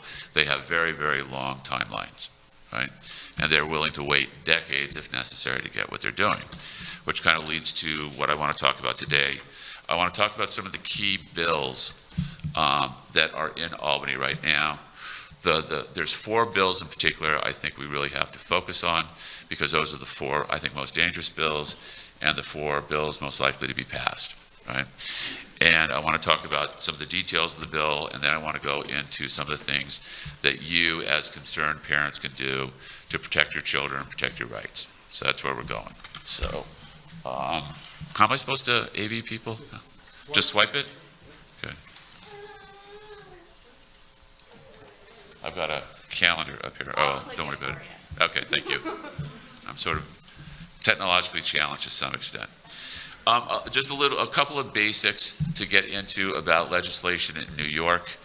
Kind of little review of not physics, but civics once upon a time, right? We've got two legislative bodies in Albany. There's the Senate, the state Senate, and the Assembly. An identical bill has to go through both houses, right? And pass in both houses with majorities. They have to get either 76 votes in the Assembly because they have 150 members, as Dave was talking about earlier.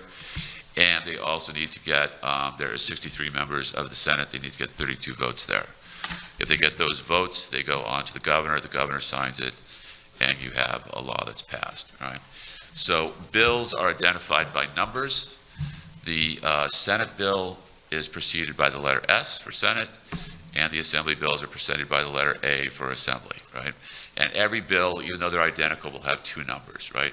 So to keep it a little bit simple here, I'm just going to sort of stick with the Senate numbers just to move things along. The single most threatening bill that I think is out there right now, folks, that you need to be concerned about is S 3899A, okay? This was introduced by Liz Kruger. She's a Democratic state senator who represents the Upper East Side of Manhattan, and I don't think it is insignificant that Kruger doesn't have any children of her own, right? And the companion bill, A973A, was introduced by Amy Pollan, who represents Scarsdale in Westchester County, right? And as we go through these bills, folks, I think it's really important to note that I'm not a partisan person, but the truth is that all the bills that we're going to talk about tonight were introduced by Democrats. And all the co-sponsors on every single one of these bills are Democrats. There's not a single Republican on any of these bills, right? And as I'm sure many of you are aware, there were very, very few votes there were 4 votes from Republicans in the Assembly and the Senate to repeal the religious exemption, as opposed to 122 votes from the Democrats. So I think that kind of says who we have to focus on, all right? Now, what this bill does, folks, just quickly, I'm going to go quick little thing, and then I'm going to go a little more detail into it. This bill would allow minors to get vaccines and, importantly, drugs that are marketed for preventing sexually transmitted diseases, and they would not have to get parental consent or parental knowledge to do this, all right? That's the most threatening one. And the reason it's the most threatening one, folks, is because you kind of talking about the video of the Assembly, bills got to go through a committee. They got to go through the Health Committee for what we're concerned about. Then they got to go to the floor where everyone votes on it. 3899 has already been passed by the Senate Health Committee, okay? So it could go to the floor anytime, right? Let's see. Potentially it could happen on Monday. You never know with these things. They could say tomorrow that it's going to go to the floor. They usually announce these things on Friday, and they could vote on it on Monday, all right? It can happen that quickly. So that is the one that I think we need to be the most concerned about. By the way, folks, when it went through the Health Committee, there's 15 members of the Health Committee. All 10 Democrats voted for it. All 5 Republicans voted against it. Okay. All right.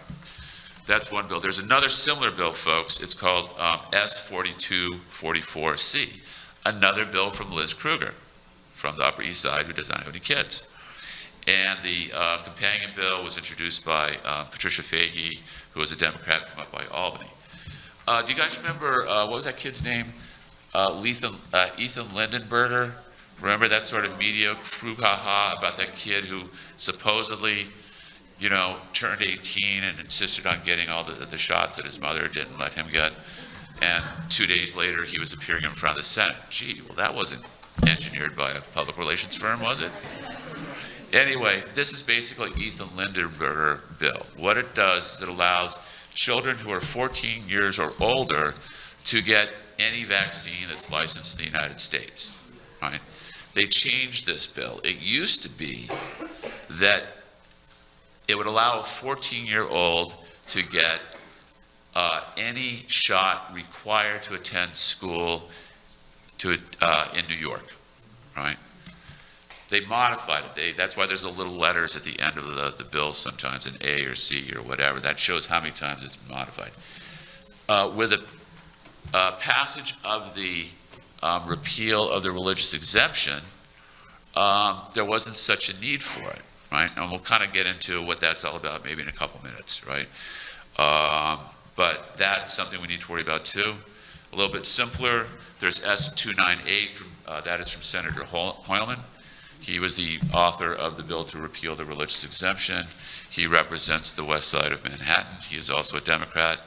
And the companion bill is also from Amy Pollin. These names keep on repeating, as you're probably noticing, right? That would allow, or that would call for mandatory Gardasil. They say HPV injections, but there's only one HPV vaccine in the United States right now, which is Gardasil from Merck.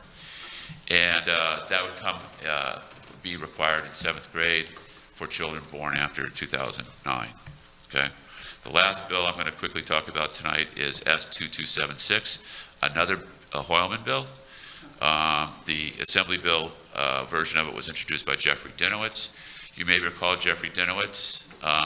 He was the author of the bill to repeal the religious exemption, and he seems to have a trouble with a finger of his, if you might know what I'm talking about. That's Jeffrey Dinowitz. All right.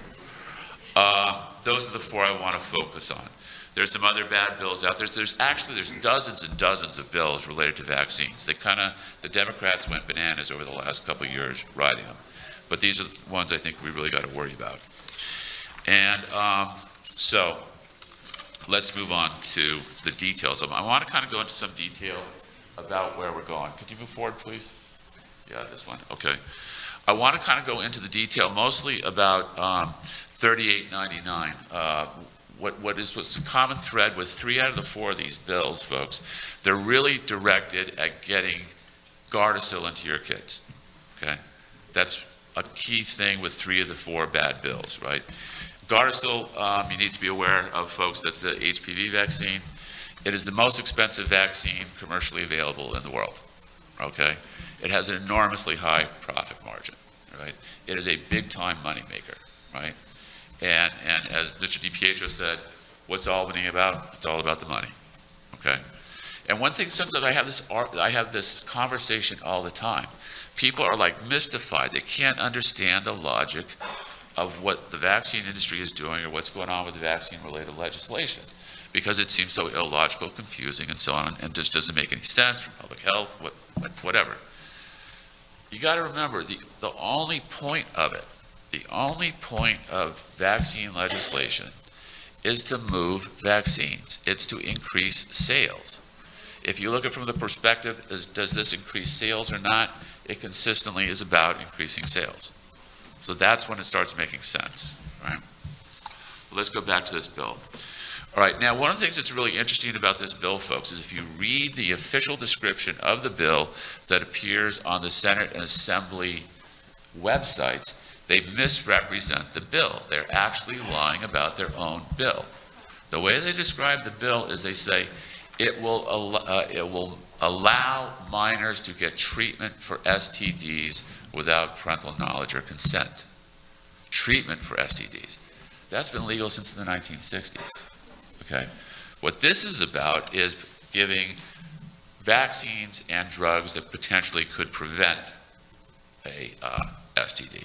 That's a completely different thing, okay? Treatment means there's an active infection. Prevention means there is no active infection, all right? Now, maybe you don't know this, but you should know this, folks, that as far as the state of New York is concerned, it is already legal from their perspective to give your children Gardasil, hepatitis B, and drugs to prevent sexually transmitted diseases without your knowledge or consent. Okay, Governor Cuomo put in place a regulation. Okay, not a law, a regulation. Okay, a law has to go through this whole process. Our friends here from the Assembly have to vote on it that we were just talking about. A regulation is supposed to be the minor little stuff that is needed to sort of implement a law that the bureaucrats over at the Department of Health take care of afterwards. Well, with this regulation, they essentially made a law, okay? There's a huge difference between giving a vaccine without parental consent when it's never been done in New York up to this point, and just sort of coming up with a few little rules to enforce an existing law. Now, this is really important, folks, because I don't know, they probably have some in Rochester, but there's more than 200 clinics in public schools in the state of New York, right? And right now in New York City, they're doing this huge hiring campaign specifically directed to get personnel to implement a Gardasil program in the schools in New York City, right? And as far as New York City is concerned, they don't have to tell mom or dad anything about it at all, right? And they're already doing it, right? So one thing with that, folks, you know, and I don't want to be sort of inflammatory, okay? But the way things are, I mean, the medical profession has allowed this deterioration of trust between patient's parent, and doctor to get to the point where, I'm sure you've all had the experience where the pediatrician says, okay, mom, you have to leave the room for a little while, okay? The way it is now, when you leave the room, they could be giving your kid a Gardasil injection, right? And they don't have to tell you about it, right?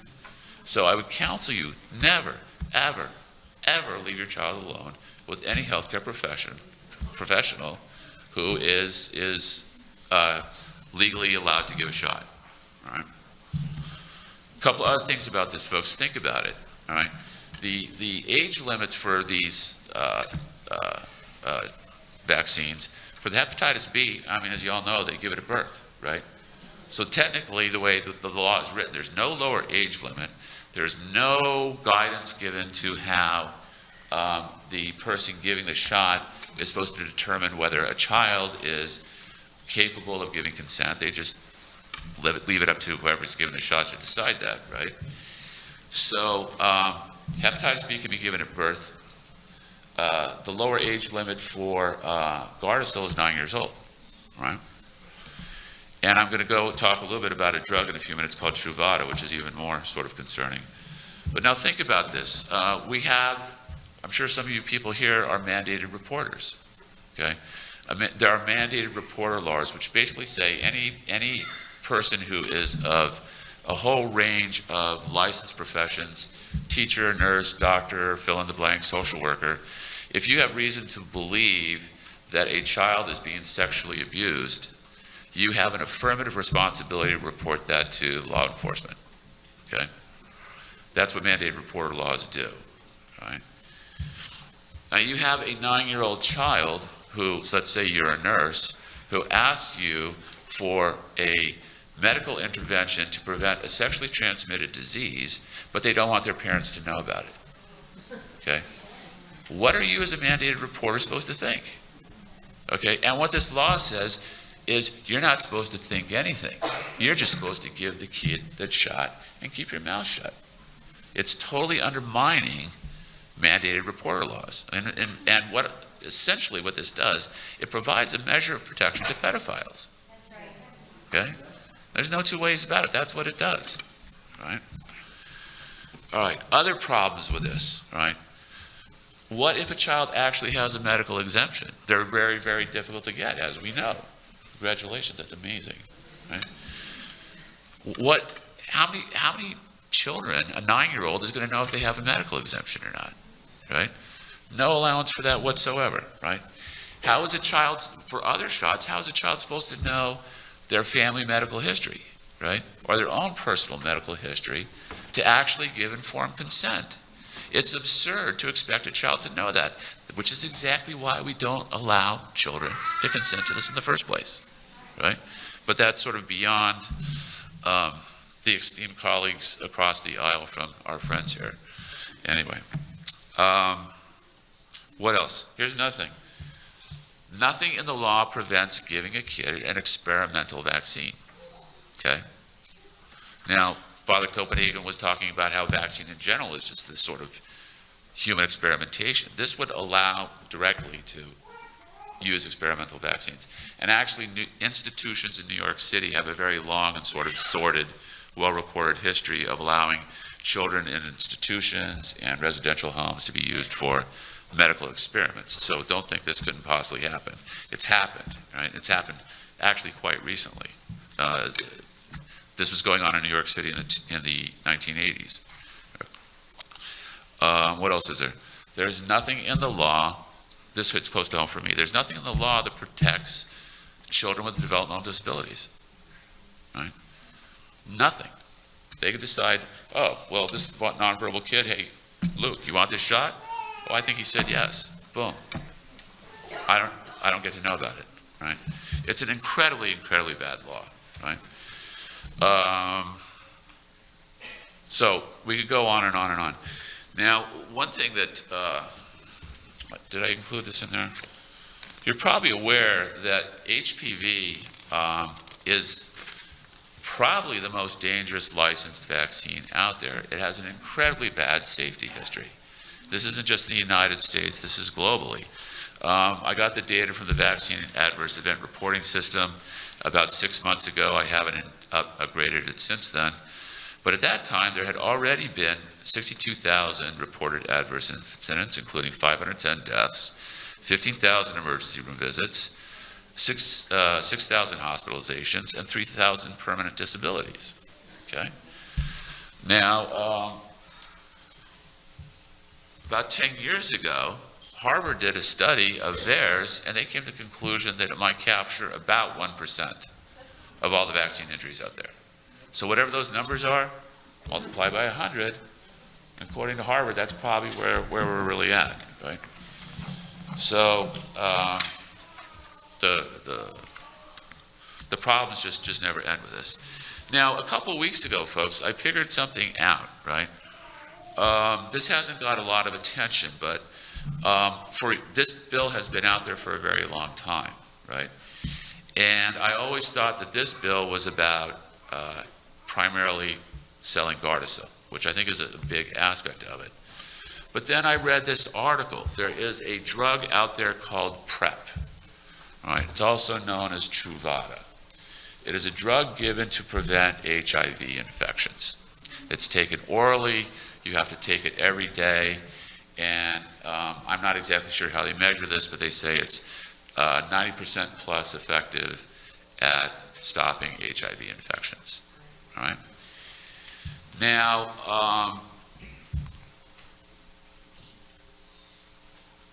I guess it was right before Christmas, the Governor Cuomo came out with a public statement, sort of viciously criticizing law firms. You know how there's all these ads in radio and TV and stuff that, oh, if you think you've been hurt by this drug or that drug or whatever, mesothelioma and all that kind of thing, call this law firm. Well, apparently there are ads like that for PrEP or Truvada, because one of the side effects of Truvada is kidney failure, leading to death. It also deteriorates bones, right? And so there's a bunch of lawsuits going on about this. And the governor was saying, this is unbelievable that these law firms would be spreading these lies, right? About this, wonderful life-saving medication. And I took a look at the Truvada package. It's online, okay? Side effects are right there, okay? So what's up with this? Why is the governor doing this? This is very odd.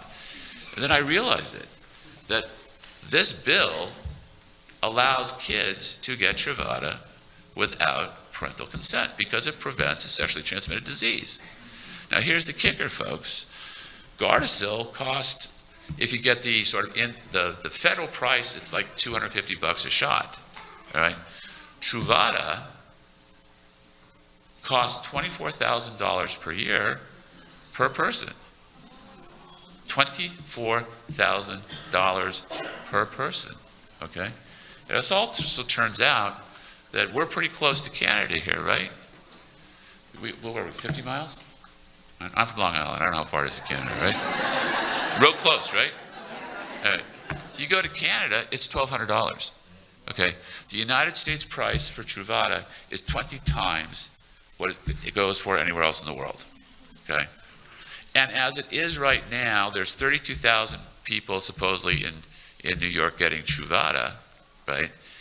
And that costs $777 million a year already. Okay. Now to add to it, folks, I did a little more research, right? Truvada, which costs $24,000 a year, they wanted to give it to kids to prevent them from getting infected with HIV, okay? Preventing HIV infection is absolutely worthwhile thing to do, right? But the alternative to Truvada, I'm going to get a little graphic here, folks, but I think it's necessary. The alternative to Truvada is using condoms, okay? Because basically, statistically, condoms and Truvada are equally successful, okay? Now, with condoms, they are only used occasionally, I would think. Truvada must be taken every day, all right? And they want to give this to kids. Okay, 12-year-old, here, take this drug every day and do things you're not supposed to do, and hopefully you won't get this deadly disease. Well, that makes a lot of sense, right? That's exactly what they're doing at $24,000 per kid per year, right? That's what that bill, I think, is all about, right? Okay. Just a couple more things going back to just the general approach to this. There's only 2 states that right now allow kids to get Gardasil. Virginia, Rhode Island, and Hawaii just passed a law, but they haven't started yet. Now, Virginia and Rhode Island, basically, the way their laws read is Gardasil is mandatory to go to school unless the parent doesn't want it. Follow me? You got to do it unless your parent doesn't want you to do it. They can sign the form and you don't have to do it. Okay? So in reality, it's not required to go anywhere, right? There's no opt-out like that in the New York laws. Okay? You either, it's just like anything else. You don't want your kid to go HPV? Great, they're going to go to school. I guess I'm skipping up to the mandatory HPV bill, but you know, they're all kind of related, right? So anyway, what else can I say about 3899? Nothing really. 298, that is the mandatory Gardasil bill. Pretty much all the stuff I was talking about before applies to this. One thing I want to talk about this, folks, is that there are lawsuits all over the world about Gardasil, okay? There's none here. And why is there none here? Oh yeah, they can't sue them in the United States. But there are all lawsuits in Ireland, they're in the UK, they're in Israel, they're in Colombia, they're all over the world that are, you know, basically related to the injuries caused by Gardasil that we were talking about before, right? Now, one thing I think that's really interesting about this, right, one thing that's going on is that there are already people who have died because of Gardasil that have actually been recognized by the vaccine court, right? And if that's not the standard to go by, I don't know what you would in the United States. But there's an interesting lawsuit out in California, all right? Roby v. Merck. Merck makes Gardasil, right? And they're not in the vaccine court, they're in a regular court. Big difference with a regular court is in a regular court as opposed to the vaccine court, and Patty can speak to this, in the regular court, you have the right to subpoena people, and you have the right to discovery, turn over your records, okay?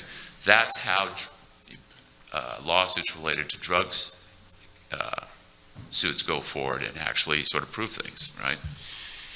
And the reason they can get away with this particular lawsuit is because they are accusing Merck of fraud, that they fraudulently produced records and documents to get Gardasil license in the first place, right?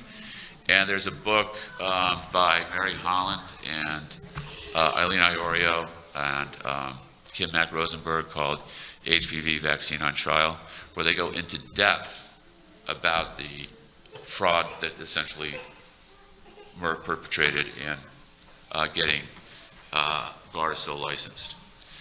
Now, I want to talk a little bit more about that because it's really important, folks. This is a product from Merck, all right? Since 2000, Merck has paid over $11 billion in settlements, fines, and penalties for a whole range of various felonies, right? The most well-known one concerning Merck, folks, revolves around a drug called Vioxx. You guys remember Vioxx? Okay. Vioxx is basically a mild pain reliever, basically aspirin or like Advil, right? Except when it's taken over a certain period of time, a large number of people drop dead with strokes and heart attacks, right?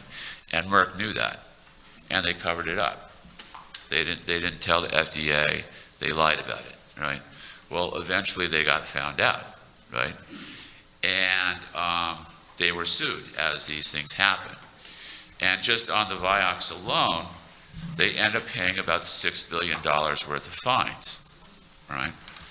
Now, they were represented by a lawyer by the name of Kenneth Frazier, right? And they were so delighted that Kenneth Frazier got them this settlement that only cost them $6 billion that they made him the CEO of the company. Okay, now let's think about this, folks. This is the largest vaccine manufacturer in the United States, and their CEO is a criminal defense attorney. Right? And now, when they were doing all this, know what else they were doing? They were getting Gardasil licensed by the CDC. Right? Now let's talk a little bit about that licensing. Right? When George W. Bush became president, they implemented the CDC like this expedited review of vaccines for efficacy and safety to move things along. They were saying it was taking too long. And Gardasil was one of the first vaccines to get this expedited review. The head of the CDC at the time, who sort of shepherded Gardasil through the whole approval process, was a doctor by the name of Julie Gerberding. Okay? Bush left office in 2009. Okay? So did Gerberding. She went off and did something for a year, as required by federal law. And then once a year was expired, she could go work for companies that did things before the CDC. And she took over as the head of the vaccine division at Merck. All right?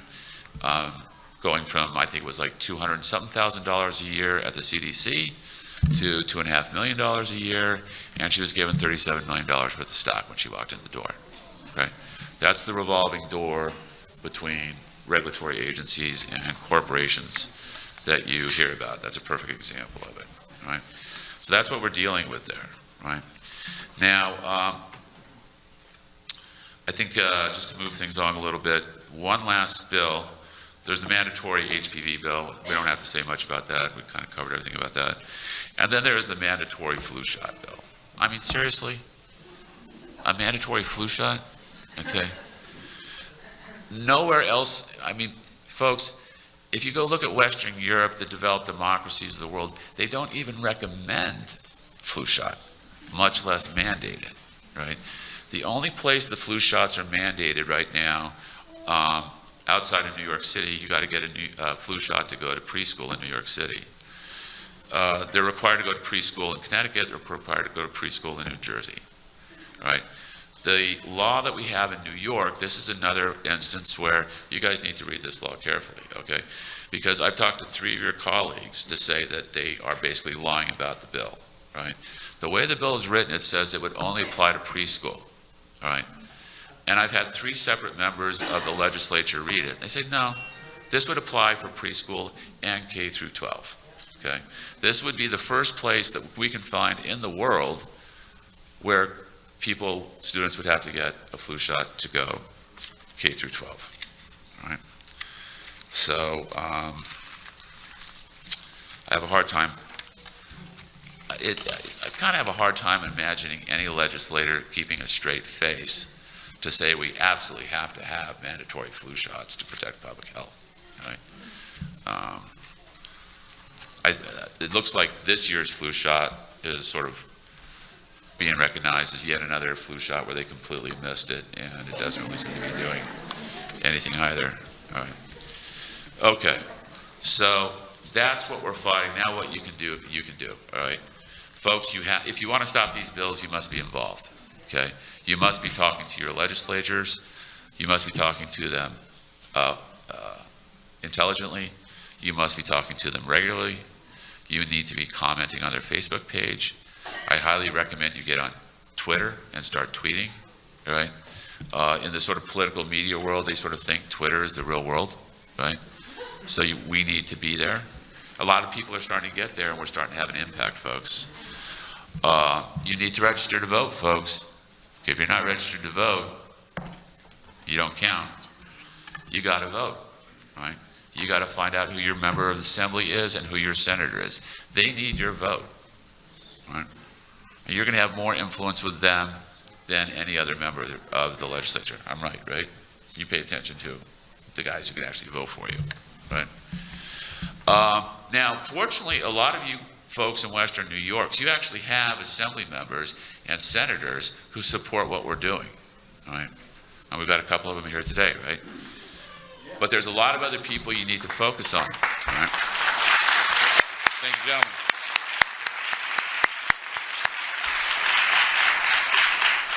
You guys saw the video, you need to start calling Carl Hastie's office, the Speaker of the Assembly. You need to start calling Senate Majority Leader Andrea Stewart Cousins' offices, right? You need to start calling the offices of Richard Gottfried, the guy with the beard who Hastie said, better vote my way, who did, right? And there's also Gustavo Rivera, who is the chair of the Senate Health Committee, right? The more phone calls those guys get, the more letters they get, even if you're not constituents, they're setting health policy for all of us. They got to hear from you. And of course, the governor, all right? The governor is by far, the most powerful person out there, right? Now, one of the things just about the repeal, folks, is that days before they voted on it, we were having members of the legislature from both sides of the aisle, from both houses, telling us we don't see that they've got the votes to do it, right? We were hearing that from lobbyists who've been there every day in Albany for 30 years, telling us the same thing. But then something happened, maybe it was the $48 million, who knows what, but all of a sudden, Cuomo started twisting arms, right? And he forced them to do it. People who had left Albany for the day, as members of the assembly, got phone calls and say, turn around and come on back, because we need your vote. So one thing I want to say about that, though, folks, is that it was actually a pretty close vote on the repeal as far as things go in the legislature. It was like 66 to 86. The vast majority of votes you see in the legislature are like 145 to 3, right? So it was divided. And what I'm talking about right now, folks, is stopping things from happening, okay? The way you stop things from happening is make sure the other guys don't get 76 votes, okay? We've got 43 Republicans who, most of those guys are really solid, thank God, okay? That means we got to get 33 Democrats, right? We had 26 of them vote with us to protect the repeal, right? So basically, if we can hang on to that and get a few more Democrats, you can't pass anything, but you can stop anything, right? And we're kind of in the mode right now where we really want to stop these bad things from happening, right?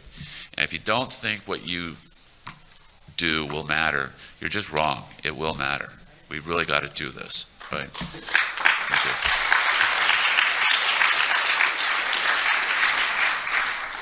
So, what else to tell you? Keep fighting. Don't give up. Stay in touch. Thanks. Let's give another round for all of our speakers. Thank you so much for coming tonight.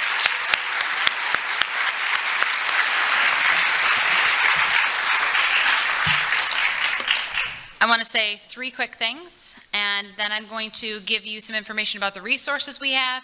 We're going to close in prayer and get everyone out of here. Number 1, we have a representative form of government who will represent your values if you don't get involved. Psalm 20, verse 7 says, "Some trust in chariots, some trust in horses, but we trust in the name of the Lord our God." Amen. So ultimately, our hope is not in our government, our hope is in our God. And 3, I want to leave you with a quote from Samuel Adams. "It does not take a majority to prevail, but rather an irate, tireless minority keen on setting brush fires of freedom in the minds of men."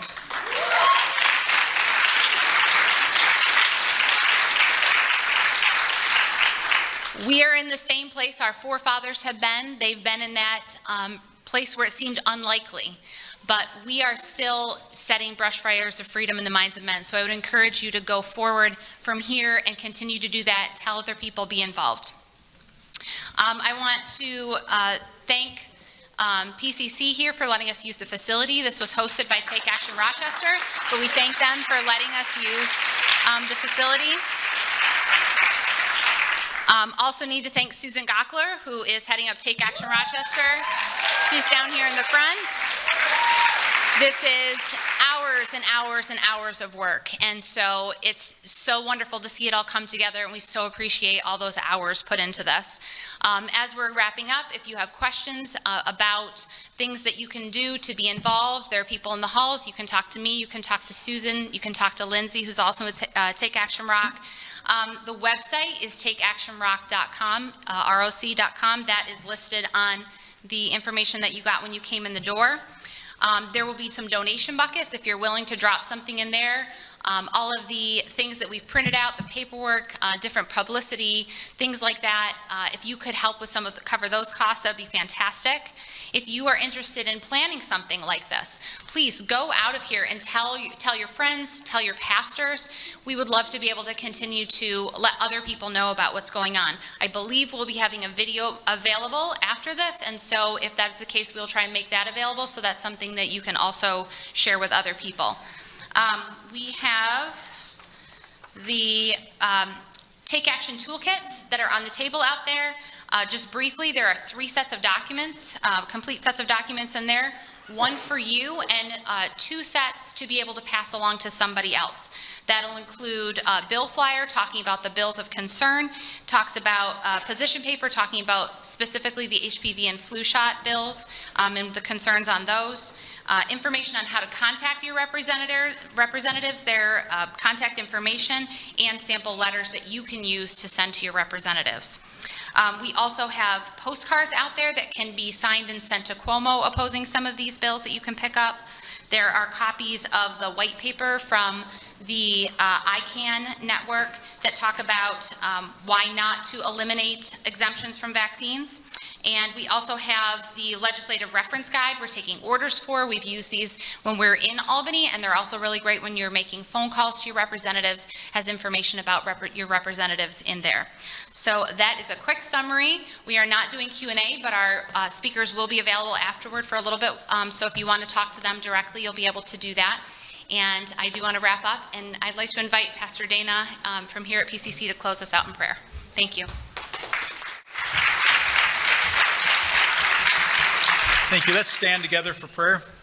And I also want to express my thanks to Take Action Rochester for sponsoring this event tonight, and our thanks to the speakers who came and to all of you who have come out as well. Let's pray together.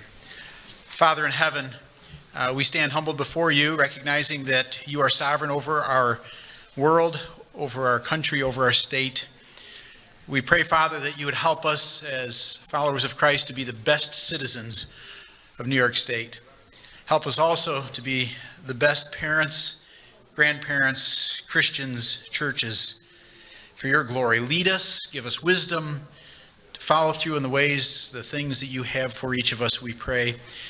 In Jesus' name, amen.